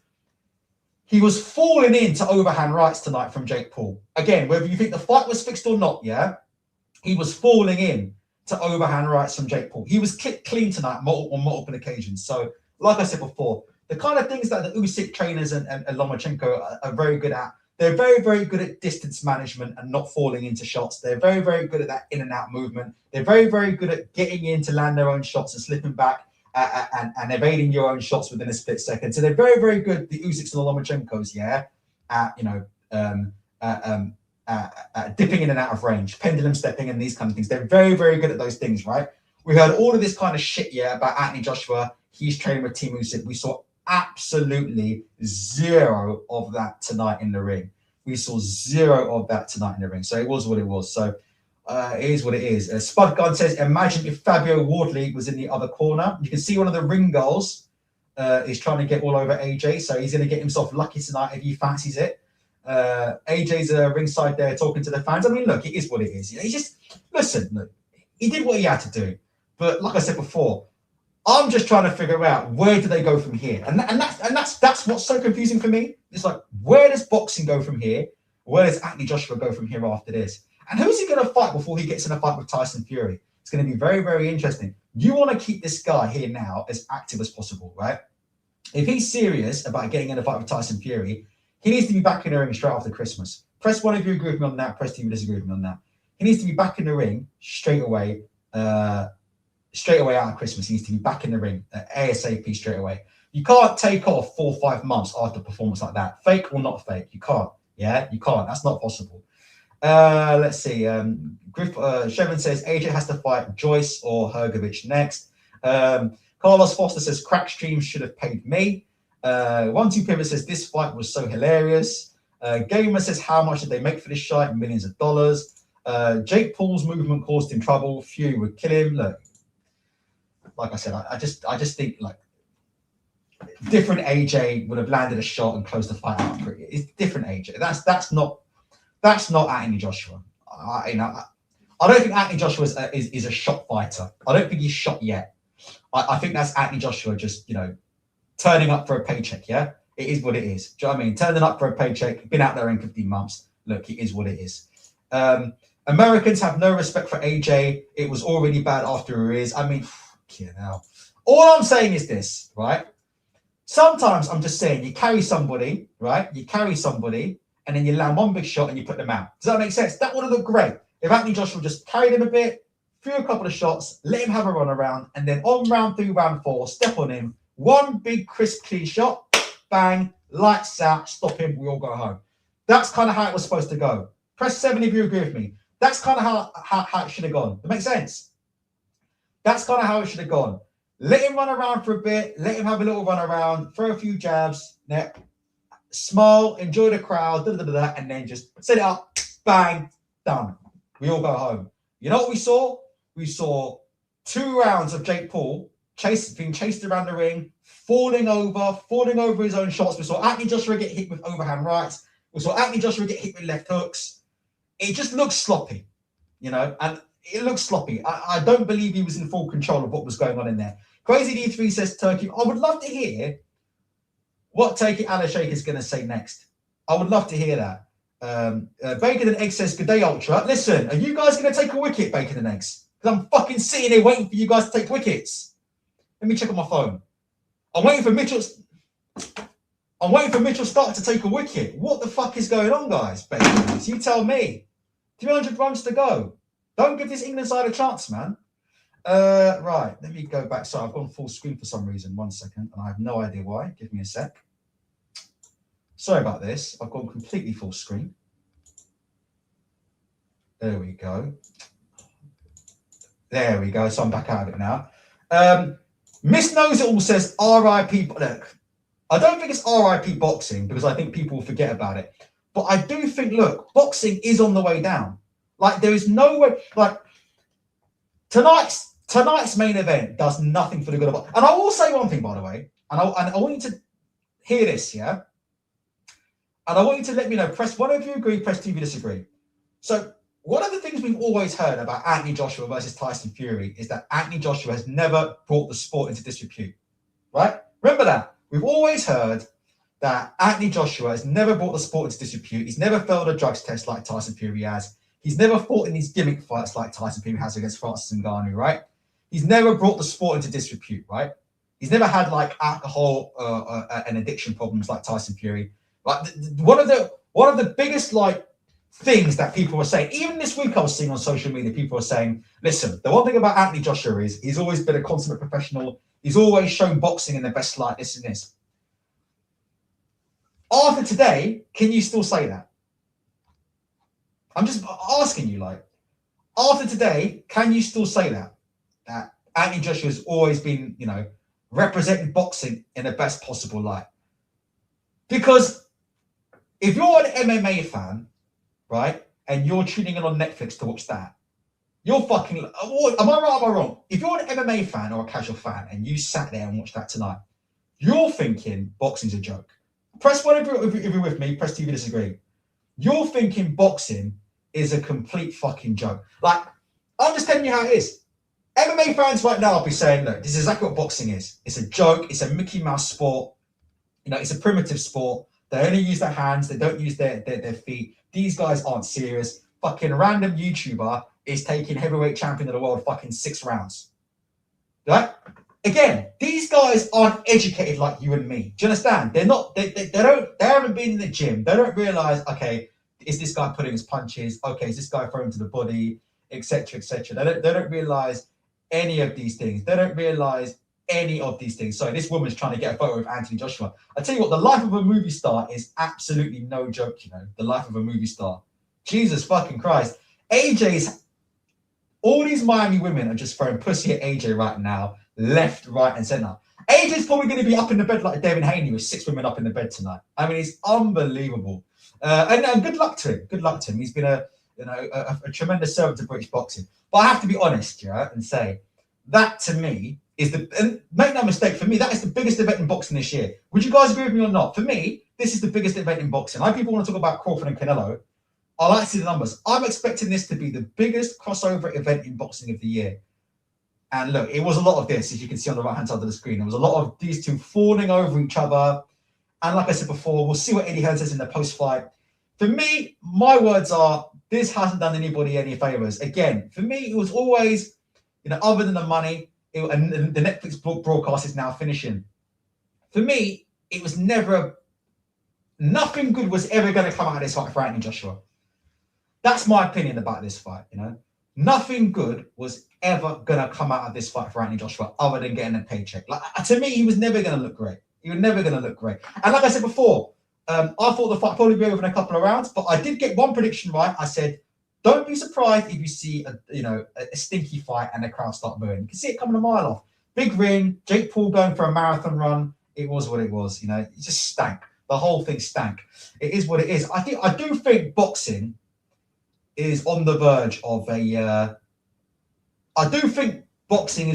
of a serious downfall as we know it. And I think sometimes boxing has a habit of shooting itself in the foot. Just want to get a little bit more reaction from you guys in the comments before I go. We've still got 75 in the chat. If you can hit the like button, please hit the like button. Again, I just thought, you know, there's not much to say really. It was a joke of a fight. And the worst thing about that fight is, because there's so many doubts about the legitimacy of the fight. It's like, can you analyze the fight? Can we look at the fight? So if Tyson Fury jumps in the ring with Anthony Joshua tomorrow, could we look at this Jake Paul fight and gain anything from it? Because we don't even know if he's taking it seriously. Is he putting his punches? Is he fucking around for a paycheck? What the fuck's going on? It's like, it truly is almost a completely useless fight. Like, if I was going to look at Anthony Joshua versus a proper professional boxing opponent, I'm not sure if I'd even look at this fight to sort of do any sort of major analysis on what's up.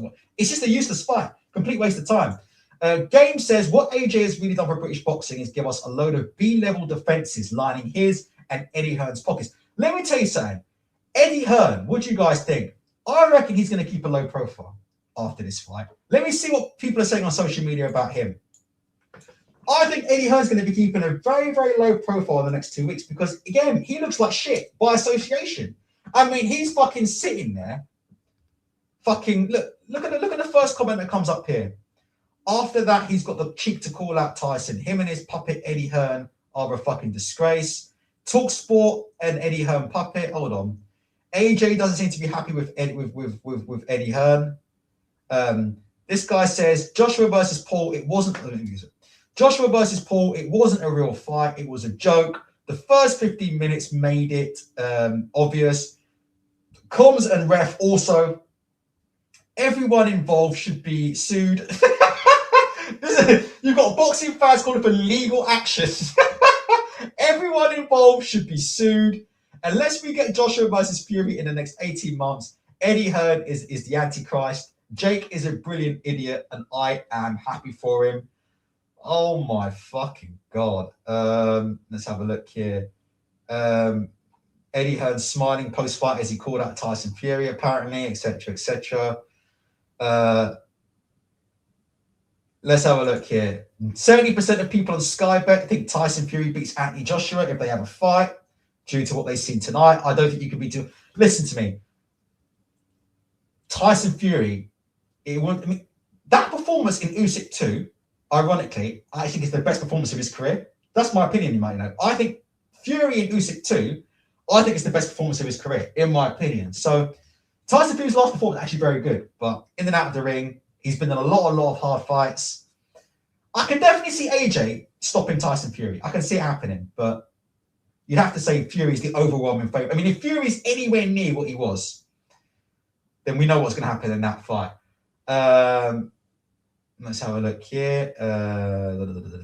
Let's have a quick look at this. Man, I'm a Jake fan, but that was strange. This is Brandon Schaub. Tony said, big up, Tony. Tony's saying, I'd KO AJ, give me 6 months. Paul won the first 4 rounds. Come on, Tony. Tony up in here saying, Tony, if you want to pop on, you're welcome to pop on quickly.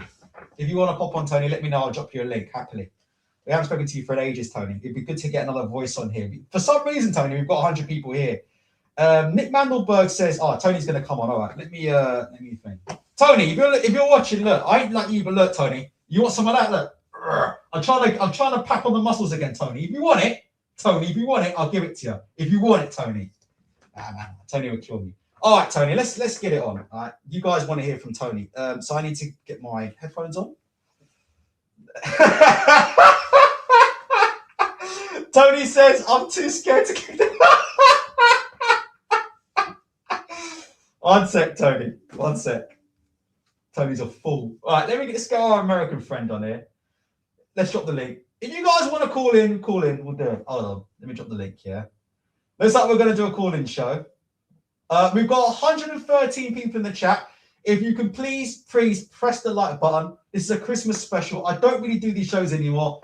Anthony Joshua's made a disgrace of British boxing. If you'd like to come on and have a laugh, please feel free to come on and have a laugh. Right, how do I do this? Okay, this is for Tony. The link is in the chat for Tony. There you go. Let me just make sure my headphones are working. 1 second. I'll just play my wife's Netflix here. Okay, cool. All right, so I should be able to hear him when he calls in. I think we are pretty much ready to go. So we're just waiting for Tony now to jump on. Oh, he's here already. Oh shit! Hold on a minute. Let's sort this out. Tony, can you hear me loudly and clearly, Tony? Yes, I can hear you. Oh, I can hear you. All right, Tony. Right, fixed or not fixed? Then what are you thinking? I don't think it was fixed at all. If anything scripted, I think all the professional boxing is scripted at this point because this dude was unified. This dude was damn near undisputed. Like, this was horrible on AJ's part. He had a dude who wasn't really throwing, who was just running around the ring. But see, here's the thing about it. This is what I say. In order for you to win a round, you have to land a punch. And even though Jake was running, AJ was missing everything, and Jake was still hitting him with a pity-patter pop shot here and there. So, in my opinion, AJ lost the first 4 rounds because he couldn't hit him. He couldn't cut off the ring. He wasn't setting up anything with the jab. When he was throwing jabs, it was from like a million miles away, like he was scared of Jake. So it was just weird. It was the whole thing was weird. It was Tony. He was biting on feints from Jake Paul. Like, what am I watching? Like, no disrespect. I think he's shell shocked. I think AJ is shell shocked. I think Tommy Fury did way better. Tommy Fury did way better than AJ did. Way better than AJ. Even though Tommy won. Well, they both won technically. Even though Tommy was dropped, I still say this was horrible. This is not what I was expecting. I said probably 3 rounds AJ gets him out of there because AJ would pressure him. You know, just the imposing of the size and moving forward. You'd have the guy making a lot of movements like he was doing. You get him tired just by making him think too much. But there was no feints. There was no commitment to the jab. When AJ was loading up and swinging, Jake was just going right underneath him into like a tackle grab, and he couldn't even like figure it out. Like, you would think that after seeing a fighter do that as much as Paul was doing, he would have taken a back step and hit him with an uppercut, something, but he kept throwing over the mark. And it was just, I'm telling you, if Fury comes out of retirement, he'll stop AJ. He'll stop. Let me ask you something, right? If you're a casual fan, right? If you're, because I work in software, right? And I had a project call today, Tony, and even the project manager, right, was talking about this fight. So this fight has, major sort of casual appeal, right? If you're just a guy in a bar, yeah, who likes watching UFC, you like watching a bit of MMA, you watch fight sports, right? And you tune into Netflix and you see that fight tonight, what do you think of boxing? I would say that if I'm an average Joe and I saw this, I would think I could beat up any professional boxer because this was ridiculous. Like, AJ is allegedly a top 10, even with the knockout loss to Dubois, he still is arguably a top 10 boxer. And this was just bad. This was bad. And then you got to understand, there was a point where I think AJ got hurt because Paul landed like an over.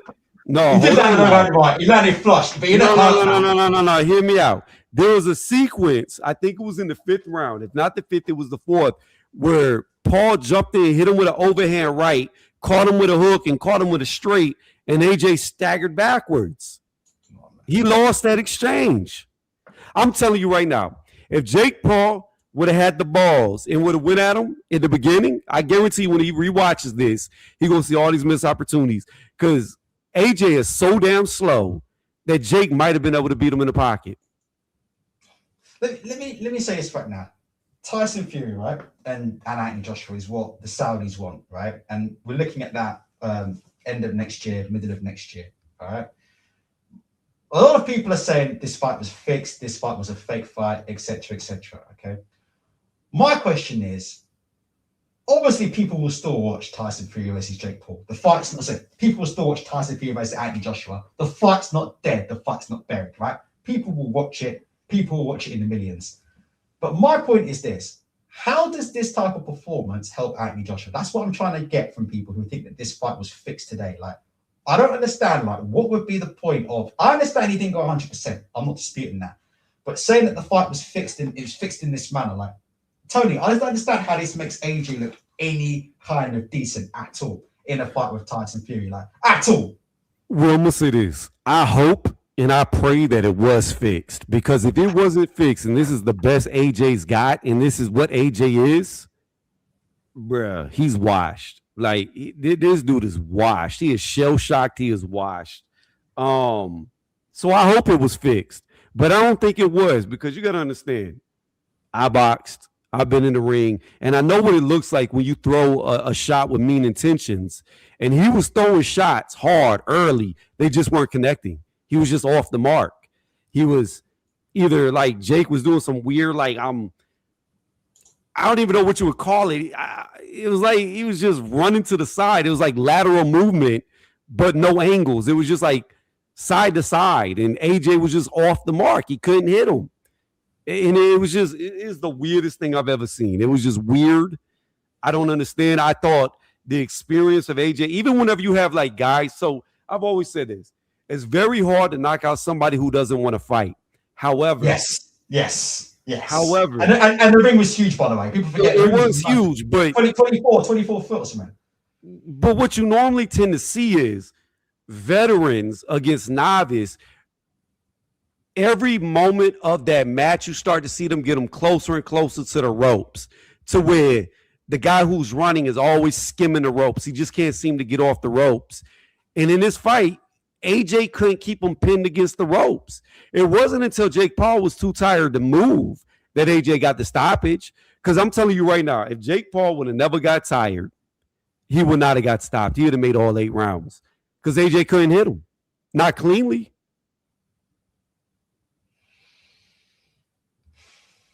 I don't know what to make of it. Tony, I'm shell-shocked, mate. If you've got anything else to say, let me know. I'm just not, I don't know what to say. I don't know what to say.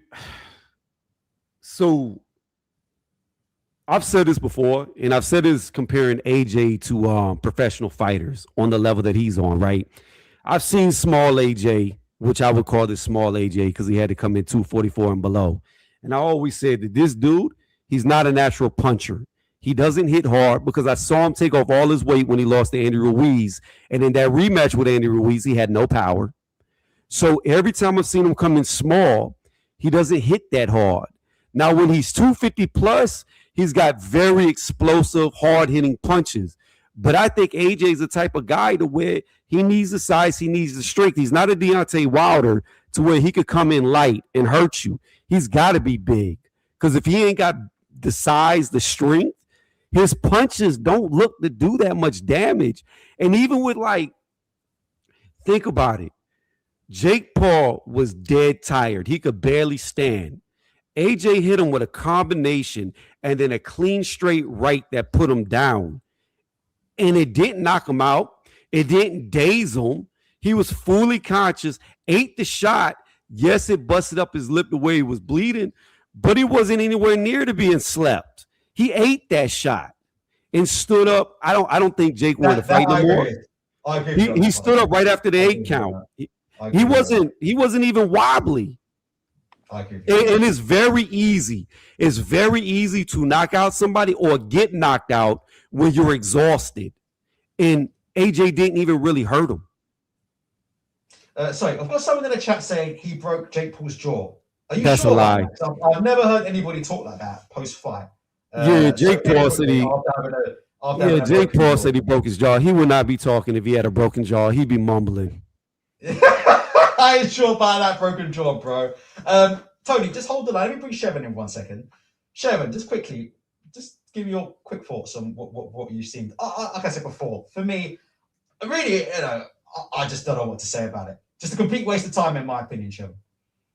And by the way, Tony, jump in. By the way, you're welcome, Tony, to jump in quickly because we're going to be. I gotta agree with something Tony said when Tony said that if Jake didn't get tired and he was able to move the last 3 rounds the way he was the first 5, that fight likely would win distance because AJ might have caught him one time and dropped him, but Jake would have just got up and just moved even more because my thing was my biggest concern. I do think AJ's a shot fighter, but again, my stance on this: the guy's almost 37 years old. It's going to happen eventually. That's a good point, by the way. He's almost 37 years old. AJ's 37 years old. Yeah. Yeah. So the other thing though is, as far as the punching power, I think Tony made a great point because to me, those shots that AJ landed to put Jake out, Ultra.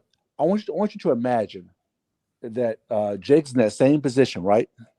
And that's Daniel Dubois landing those shots. They would have took Jake out on the stretcher. So I think that the power thing that Tony said is very true. And lastly, something I didn't know this, Ultra, something you said, excuse me, before the fight, something you said.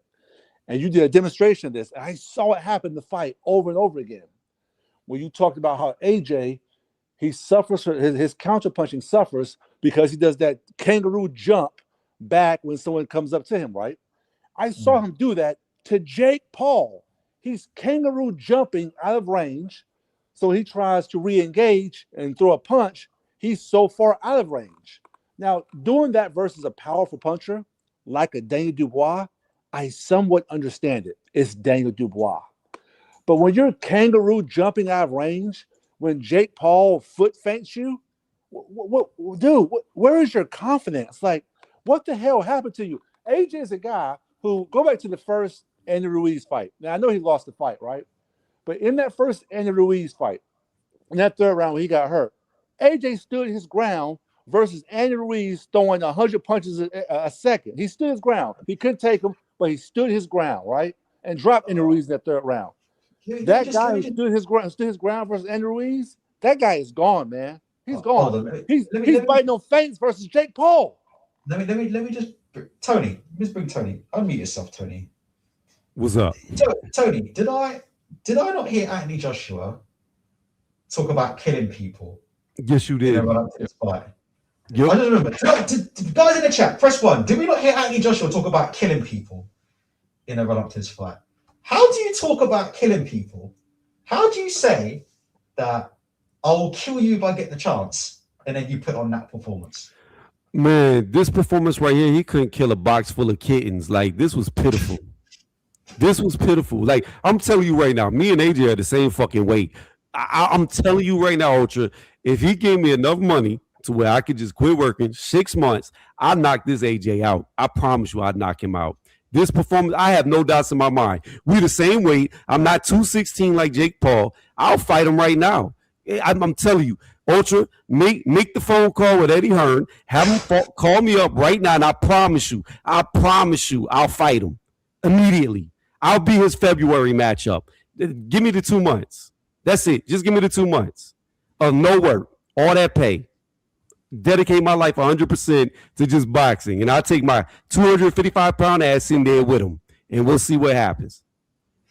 I just think when you talk about killing people, you can't put on a performance like that. He was scared. He was biting on feints from Jake Paul, jumping backwards from him. He was. That was This embarrassing. dude is shell shocked. He's done. Yeah, he's finished. He's finished. I can't believe it, man. Nah, nah, you're not finished, man. You're just carrying him, guys. Come on, you're just carrying him. You ain't finished. You're just carrying him. It's going to be a different AJ. Well, only thing I can say in AJ's defense, only thing I can say in his defense is that, like you guys said earlier, it's really difficult to knock a guy out that's doing what Jake was doing, because if that was a regular fight versus a regular opponent, that referee probably would have took 2 points from Jake for falling down and grabbing his legs. A referee would not allow someone to do that, right? A referee would not allow a normal fighter to do that. Can we disagree with that, both of you? The referee was a fucking disgrace, all the way through. He should have took a point from Jake twice. Hey, Ultra, I got a question for you. How many amateur fights did Jake Paul have? Probably zero. One. He had one amateur fight. Yeah, he had one. How many professional fights has he had? 7. I don't know. 7. Yeah. So this dude right here, Picker Leach, he fought a dude with no boxing experience who's only fought 4 boxers, if you want to call them that, in his entire career. And he just did this with AJ, a dude who ain't fought nobody. Where did that Olympic pedigree go in this fight? Yeah, Ollie Harrison also had a gold medal. Yeah, Deontay Wilder. Yeah, he did as well. Deontay Wilder had a medal as well. Where was that Olympic pedigree? But anyway, bronze. Wilder had a bronze. Hey, listen. No, I was thinking, Ultra, you missed the fight. Tony, did you see the Silva versus what's the name fight? Yeah, Tyron Woodley. Listen, man. Right now, the way Silva, if AJ got in the ring with the old man Silva can move like that. Listen. You know what? Silva might knock him out. I've got a good fight. I'll tell you what, it's a bit dangerous, but you know what an actual good fight would be for Anthony Miller, Joshua, right? No, that's a good fight, but you know what? They won't do that. But I'll tell you what, guys in the chat, press one if you agree with this in the chat. I'll tell you what a good fight would be for a guy who I know for a fact is looking for a fight right now, Zhilei Zhang. Yeah, there you go. He wanted to fight Derek Chisora, but Chisora backed out of it. I don't think because do you want AJ going to sleep? Are you trying to put him to bed? Do you know what, guys in the chat? What do you think about that? Because I know for a fact for three rounds he can knock AJ out. Ultra for 3 rounds he can knock AJ won't make it 3 rounds with Zhilei Zhang. He'll be lucky to make it out the first round. Zhilei Zhang's a 45-year-old man with no gas tank. I don't care how old he is. AJ is shell shocked. He was biting at every feint Jake Paul did. What's he gonna do when he gets in there with a damn 6'9", 300-pounder who can knock you out with one shot? This man gonna shit himself in the ring like Devin Haney. His next fight has to be either Zhang, Joyce, or Hrgovic. Has to be one of those 3 guys. And it needs to be in February. Has to be. AJ is going to fight a guy who's not even in the top 50 and then try to fight Fury. Because if he fights anybody on any level, he's going to lose. He could lose to one of those 3 guys. You're right. I don't think he would, but he could. If he does, he's finished. I will say one thing, right? I think most people can't take you too seriously. Do you know why? Because they don't believe this is real. Like, nobody believes this is a real fight, right? So let me say this right now. I feel like AJ's next opponent, which is Dylan White. Right. Oh my God. Let me tell you something. If his next opponent, I'm not saying he has to fight a top guy, but if AJ's next opponent is, Dylan White, okay. If his next opponent is somebody, like I don't know, do you know what I mean, like Joe Joyce, for instance, then at that point, then we can start to have conversations, about is this now a cash grab? Is he getting towards the end of his career? Because I think we'll get an understanding, and guys in the chat, let me know. I think we'll get some kind of understanding about whether this was, Anthony Joshua just carrying Jake Paul, or whether he really was suffering from ring rust, I think we'll know by the next opponent he picks. Would you guys agree with that? I think the next opponent that he picks will tell us a lot about where he is. Ultra. Ring rust only comes into effect if you're in there with an elite fighter. Then you start to see the timing is off. You can't let the shots go. They're beating you to the punch. They're out thinking you. This was not an elite. No. Look. I'm ring rust. I ain't boxing so damn long, but I guarantee you put me in there with a novice, and I'm gonna hurt him.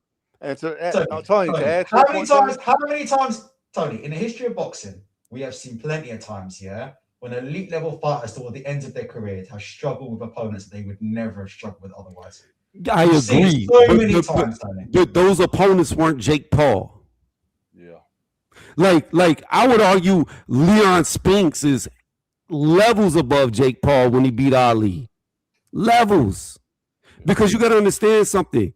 All these fighters that should lose to the elites at the end of their career and maybe beat them, those fighters all have deep amateur pedigrees. It's not like these dudes are like Jake Paul, who had no Jake Paul has no experience except the professional fights that he's had. Almost all professional boxers have some level, at least on the low end, at least around 20 amateur fights before they ever even get in the ring. The reason I won't let AJ hold the whole ring rust excuse that even he was pitching in the ring is because for the past 5 years, with the exception of 1 year, he's been out the ring 12 months every single year after every fight, win or lose. So he's always out the ring 12 months. This is nothing new. Guys in the chat, and I know you guys know the answer to this, but guys in the chat, genuine question, and I think we'll go in a couple of minutes, but when I ask this, I think it will hit home, yeah? Guys in the chat, just give me the answer. Who looked better versus Jake Paul, Anthony Joshua or Tommy Fury? You know what? The longer I've been watching Anthony Joshua, the less and less I've liked him. I used to like him a lot, but I've realized something about AJ. He's a bully. He's the definition of a bully, talking about he wanted to kill Jake Paul because he felt like Jake Paul was low opposition. But this dude folds every time somebody steps to him. Every time somebody gives him opposition, he folds. Anytime he gets hurt in the ring, he stays hurt. He never recovers. The dude is just a bully. He acts nice. He acts squeaky clean. But at the end of the day, AJ is a bully. So I've just got to correct someone in the chat who's saying Tommy Fury was hurt against Jake Paul. Tommy Fury was never hurt against Jake Paul. It was a clash of feet, man, on a punch, and he got called a knockdown rightly. But Tommy Fury was never hurt in that fight. If you watch that fight, Tommy Fury got up, straight up off that knockdown and then put it on Jake Paul. If anybody was going to get stopped in that fight, I actually thought it was Jake Paul. Tommy Fury was never hurt in that fight. AJ versus Adelaide next. Adelaide. Oh, my God.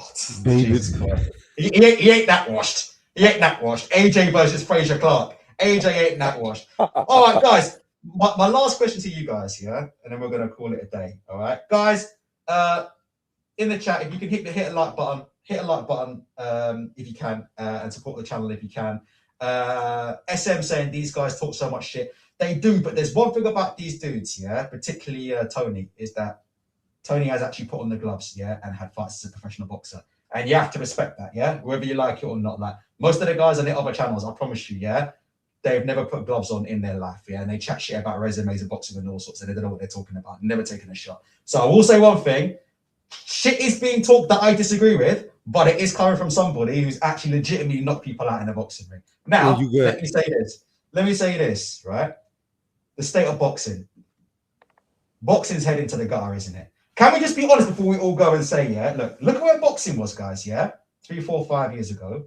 And look at the kind of fights we're seeing now. We're seeing AJ versus Jake fucking Paul in a fight, yeah? We're seeing Deontay Wilder getting wheeled out, yeah? Half-dead Deontay Wilder getting wheeled out against fucking Alexander Usyk, yeah? Is it time to accept, yeah, that boxing is now going to go on a downturn? Like, the glory days are over. Fury's out of his prime. AJ, 37 years old, selling out against YouTubers. Deontay Wilder absolutely cooked, no power whatsoever. Usyk, should be on the front lines fighting in the Ukrainian war right now. Instead, he's making millions of dollars doing fucking Lord knows what. The whole sport of boxing, yeah, is cooked, in my opinion. Like, Crawford, to me, wasn't a massive star, but obviously he's retired, so you're even going to get Crawford and Canelo in a rematch. Like, what are we thinking at the minute? If you guys look at the state, certainly of British boxing, Tony, yeah, and Chevin, if you look at the state of these cards, yeah, that we're now serving up, I don't know if you guys have noticed, yeah, recently, but now we're now starting to get a load of cards happening in Africa for some reason, yeah. We're getting top boxers like Aziz and Richards going to Ghana, going to Africa, fighting in the middle of the jungle, yeah, surrounded by lions and tigers. We got Benavidez versus Yard. It's just bizarre things going on in the sport of boxing right now. And to me, guys, the sport is now going on a clear downturn. Like, these fights are happening, I think, because what you've got is you've got a bunch of old, faded boxing stars, yeah? You've got a bunch of old, faded boxing stars on the way out, collecting their last paycheck. Guys, look, Fury and AJ. We've been talking about this fight. Guys in the chat, let me know. We've been talking about Fury and AJ for nearly 20 years. Am I right or wrong? I swear, it's been nearly 2 decades we've been talking about Tyson Fury, Anthony Joshua, and now we're finally apparently going to get that fight. To me, it seems like the sport of boxing at the minute, yeah, is going on a downturn, and they're trying to resurrect it, yeah, by just bringing up these old fights. What do you guys think? Jump in, say what you want. To me, the sport's going on a clear downturn right now. I mean, there are no big stars to replenish the ones going out. Like the outgoing stars, there's nobody to replace them. So I could agree in that unless we get started. Like, I know Eddie's trying to push Boots, so maybe he can do something with Boots, but I don't know. Virgil to me is a non-factor. I don't even think Virgil is good in my opinion. I think he's one good fight away from being exposed. Then you got like your Shakors, your Devins. Devin's never really going to get a big following because he has no power. Yep. Shakur, maybe he gets a following. I don't know. We'll see what the T.O. fight does. He won't for the same reason. Well, not even no power, but they're not exciting in the ring. Fair enough, but they're not exciting out of the ring. Personalities. But the thing about Shakur though is Shakur will mix it up a lot more than Devin does. Shakur, like how he falls the Zapata in the pocket, he has room. We're gonna find out in a few weeks. Yeah, we will. I think he's gonna watch T.O. But the thing about boxing is I don't see the replacement stars. I mean, you got Moses. He's coming up, but don't nobody know who he is outside people in the UK. Yeah, because there really hasn't been a lot of publicity around him. Don't see my boy David Benavidez now. David. I mean, David's good, but the fights that David needs to take, he's not getting. He turned down Beterbiev, which would have been a great, even though Beterbiev probably would lose to him by his age. He turned down that fight. Beaver don't want to fight him. Now he's talking about going to cruiserweight. Don't nobody know anybody at cruiserweight. They don't. So it's like I don't see. He's in good fights for like us hardcore boxing fans to see, but for the general public, they don't care about that shit. But that's what I'm saying. Like if you look at cruiserweight, you got Jayo Pataya, you got Zerto, but don't nobody know who they are. No one knows who the fuck those guys are. Yeah, and Jai is a great fighter, but don't nobody know who he is. So if you're not beating up a person like Beevil or Beterbiev, nobody's gonna really. People don't know those guys either. Yeah, I don't think anyone gives a fuck about Beevil either, Tony. No one gives a fuck about these guys. I mean, you could bring up the fact that he beat Canelo. Like, you could sell it because you could be like, Canelo ran from this dude, and this is the guy that beat Canelo, and you could build it into a fight. And then depending on how David does against him, maybe you can make a light heavyweight star. I don't know. It's just, again, I don't really see the young talent replacing the old talent. No. I think that the heavyweight division is completely finished.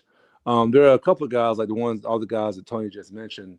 There are some big, good fights, but none of those guys are big personalities outside the ring. I think Tank is on his way out. Devin don't have no power. Tank is finished. Let me just have a go. Let me say this, Ultra. Let me interject real fast. I think Tank Davis would have gave Jake a better fight. Yeah, I can believe that. I reckon he would have cut the ring off more. Yeah, he would have been a lot more. Let me tell you something, Tony. I've got a both pick with you before we go. And guys in the chat, this is the last one. Hit the like button, and then we're going to go home. Please hit the like button. Guys in the chat, press 7 if you agree with me. I'm going to call Tony out, yeah? Tony, I think, boxing going to the shit is your fault. I'm going to blame it all on you, Tony. I think the reason why heavyweight boxing is now going to the shit is your fault. You know why? Because you know what, Tony? We had an era, of exciting fighters. We had Wilder, The guy was an idiot. The guy couldn't box a lick. The guy couldn't jab a lick. I agree with you on all those things. How Deontay Wilder won an Olympic gold medal, I will never know, But you know what? His fights were Wilder. His fights were exciting. and we saw people needing oxygen after the fights. Like we literally saw men's souls leave their bodies when this guy stepped in the ring, like him or not. Yeah, we had Fury and we had AJ all in their prime. And you know what people did? We had all these three guys in their prime. And did we appreciate them, me included, the way we should have? Or did we fucking sit there and chop them down and cut them down and bang on about fucking resumes? And look at us, Tony.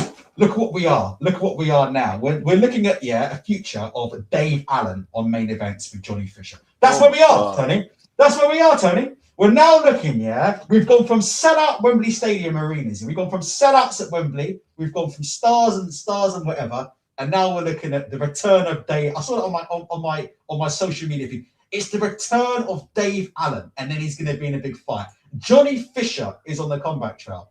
Do you think? After what I just saw, the White Rhino would beat AJ.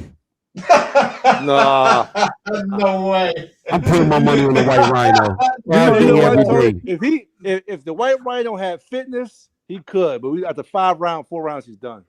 Look, Ultra, I thought you was gonna go different. You know, I was undefeated when I decided to give up boxing to go to college like an idiot to learn something. I know it was dumb. I should have kept fighting. I could have carried the damn sport because looking at the landscape, AJ would have been easy money had I never stopped. Light work. Listen, forget easy money, Tony. Boxing's fun. We should. What the lesson we all need to learn is we actually need to appreciate these guys when they're on the top. You know, that's the lesson I've learned. From the last couple of months. You know. I agree with you. This is where MMA is much better than boxing. Like their legends have like 12, 14 losses, and then they're held up. Damn.